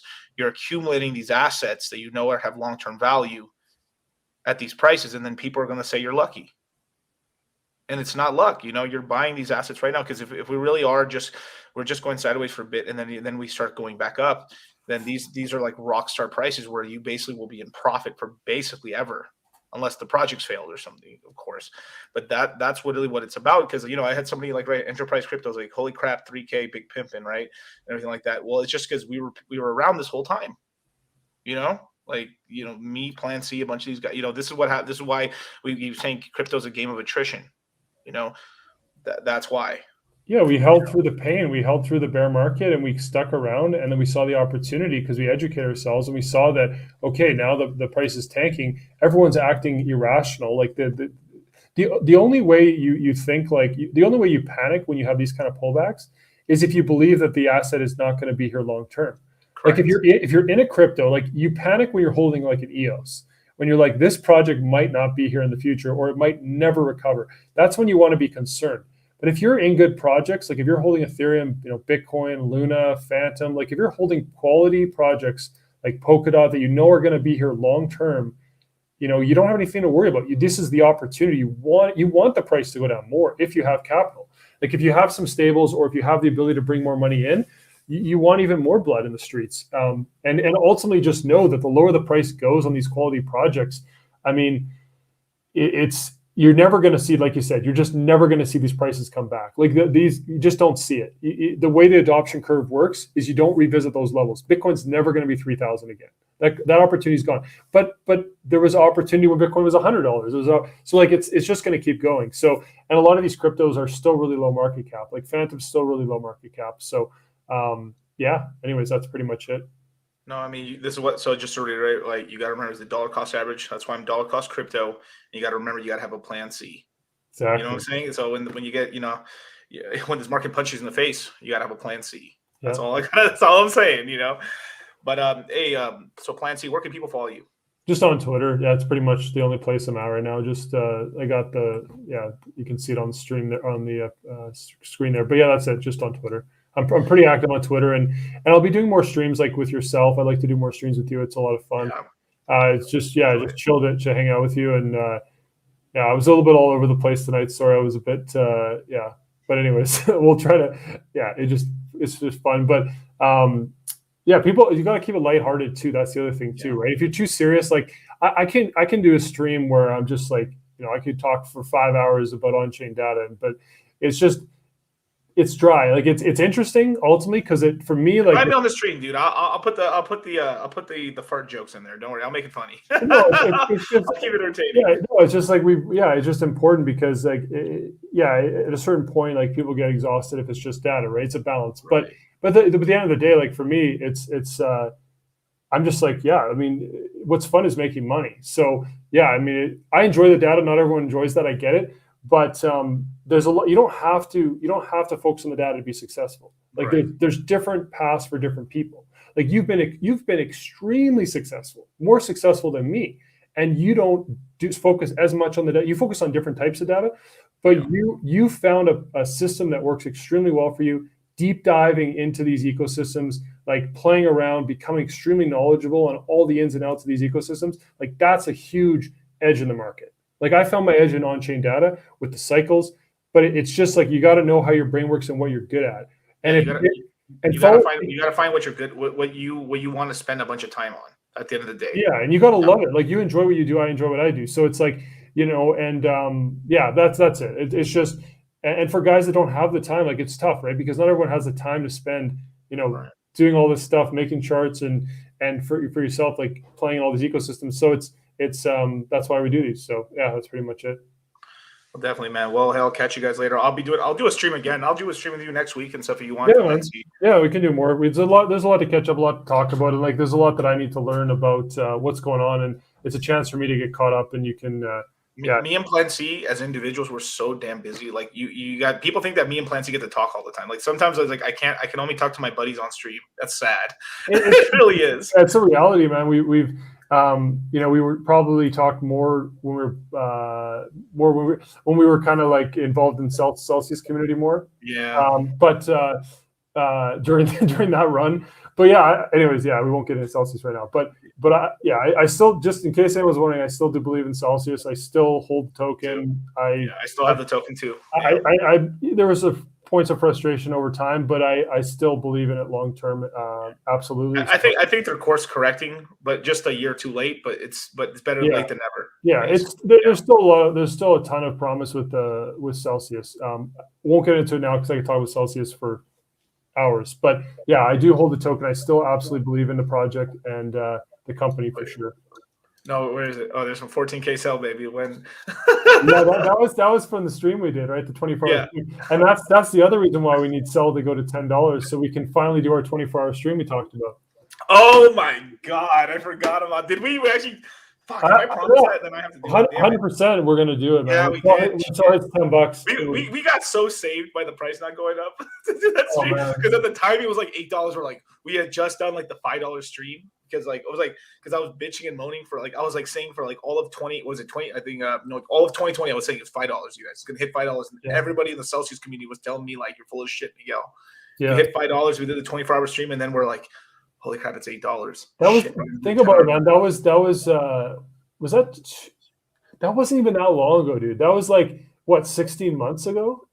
Yeah, it's insane. Life. It feels like another life, man. It's another lifetime ago. Like I was telling people like 2 years ago, we were like cavemen, barely like Uniswap, like just barely learning how to use Uniswap 2 years ago. Now we're like, I'm cross-chain. I'm sending assets across 3 chains in order to yield farm, and then borrowing money on this protocol to then put money on over here, and then like, what the fuck, man? Like the complexity that in my life in 2 years is like gone up. And it's going to continue, man. It's going to continue. Like it's only going to get more crazy. Like there's going to be way more chains and way more, it's going to exponential. And then you're going to be in the metaverse. You're going to be yielding this on that and playing game. Like it's just going to be unreal to see where it all goes. So it's exciting, man. Like anyone that's like in crypto, like just understand there's always going to be more opportunity. Like this space is going to be full of opportunities for at least another 10 years. Like there's so much value that's going to be transferred from society and like in the physical world that's going to be digitized, and like there's going to be opportunities to make money in these games and in the metaverse and in NFTs. Like there will be stuff. There's going to be a lot of like places to lose money, that's for sure, but there will be lots of opportunities as well. So just stick around and figure out like where your niche is for taking advantage of all this shit. Like there's just so much. I'm gonna end this stream with one thing that I've said before in the past a million times, but I want to say it again, that all my buddies and friends and guys that I knew from back in the day, from 2018, 2019, 2020, Plan C is one of these guys. No matter what path they chose, no matter no matter where they focused their attention on in crypto, they became very successful in crypto over time. No, even if some took longer than others, some took shorter, but like every single one of these guys became like a millionaire from crypto. And I can't say that in any other industry in the world. Yep. At all. 100%, man. So with that, man, peace and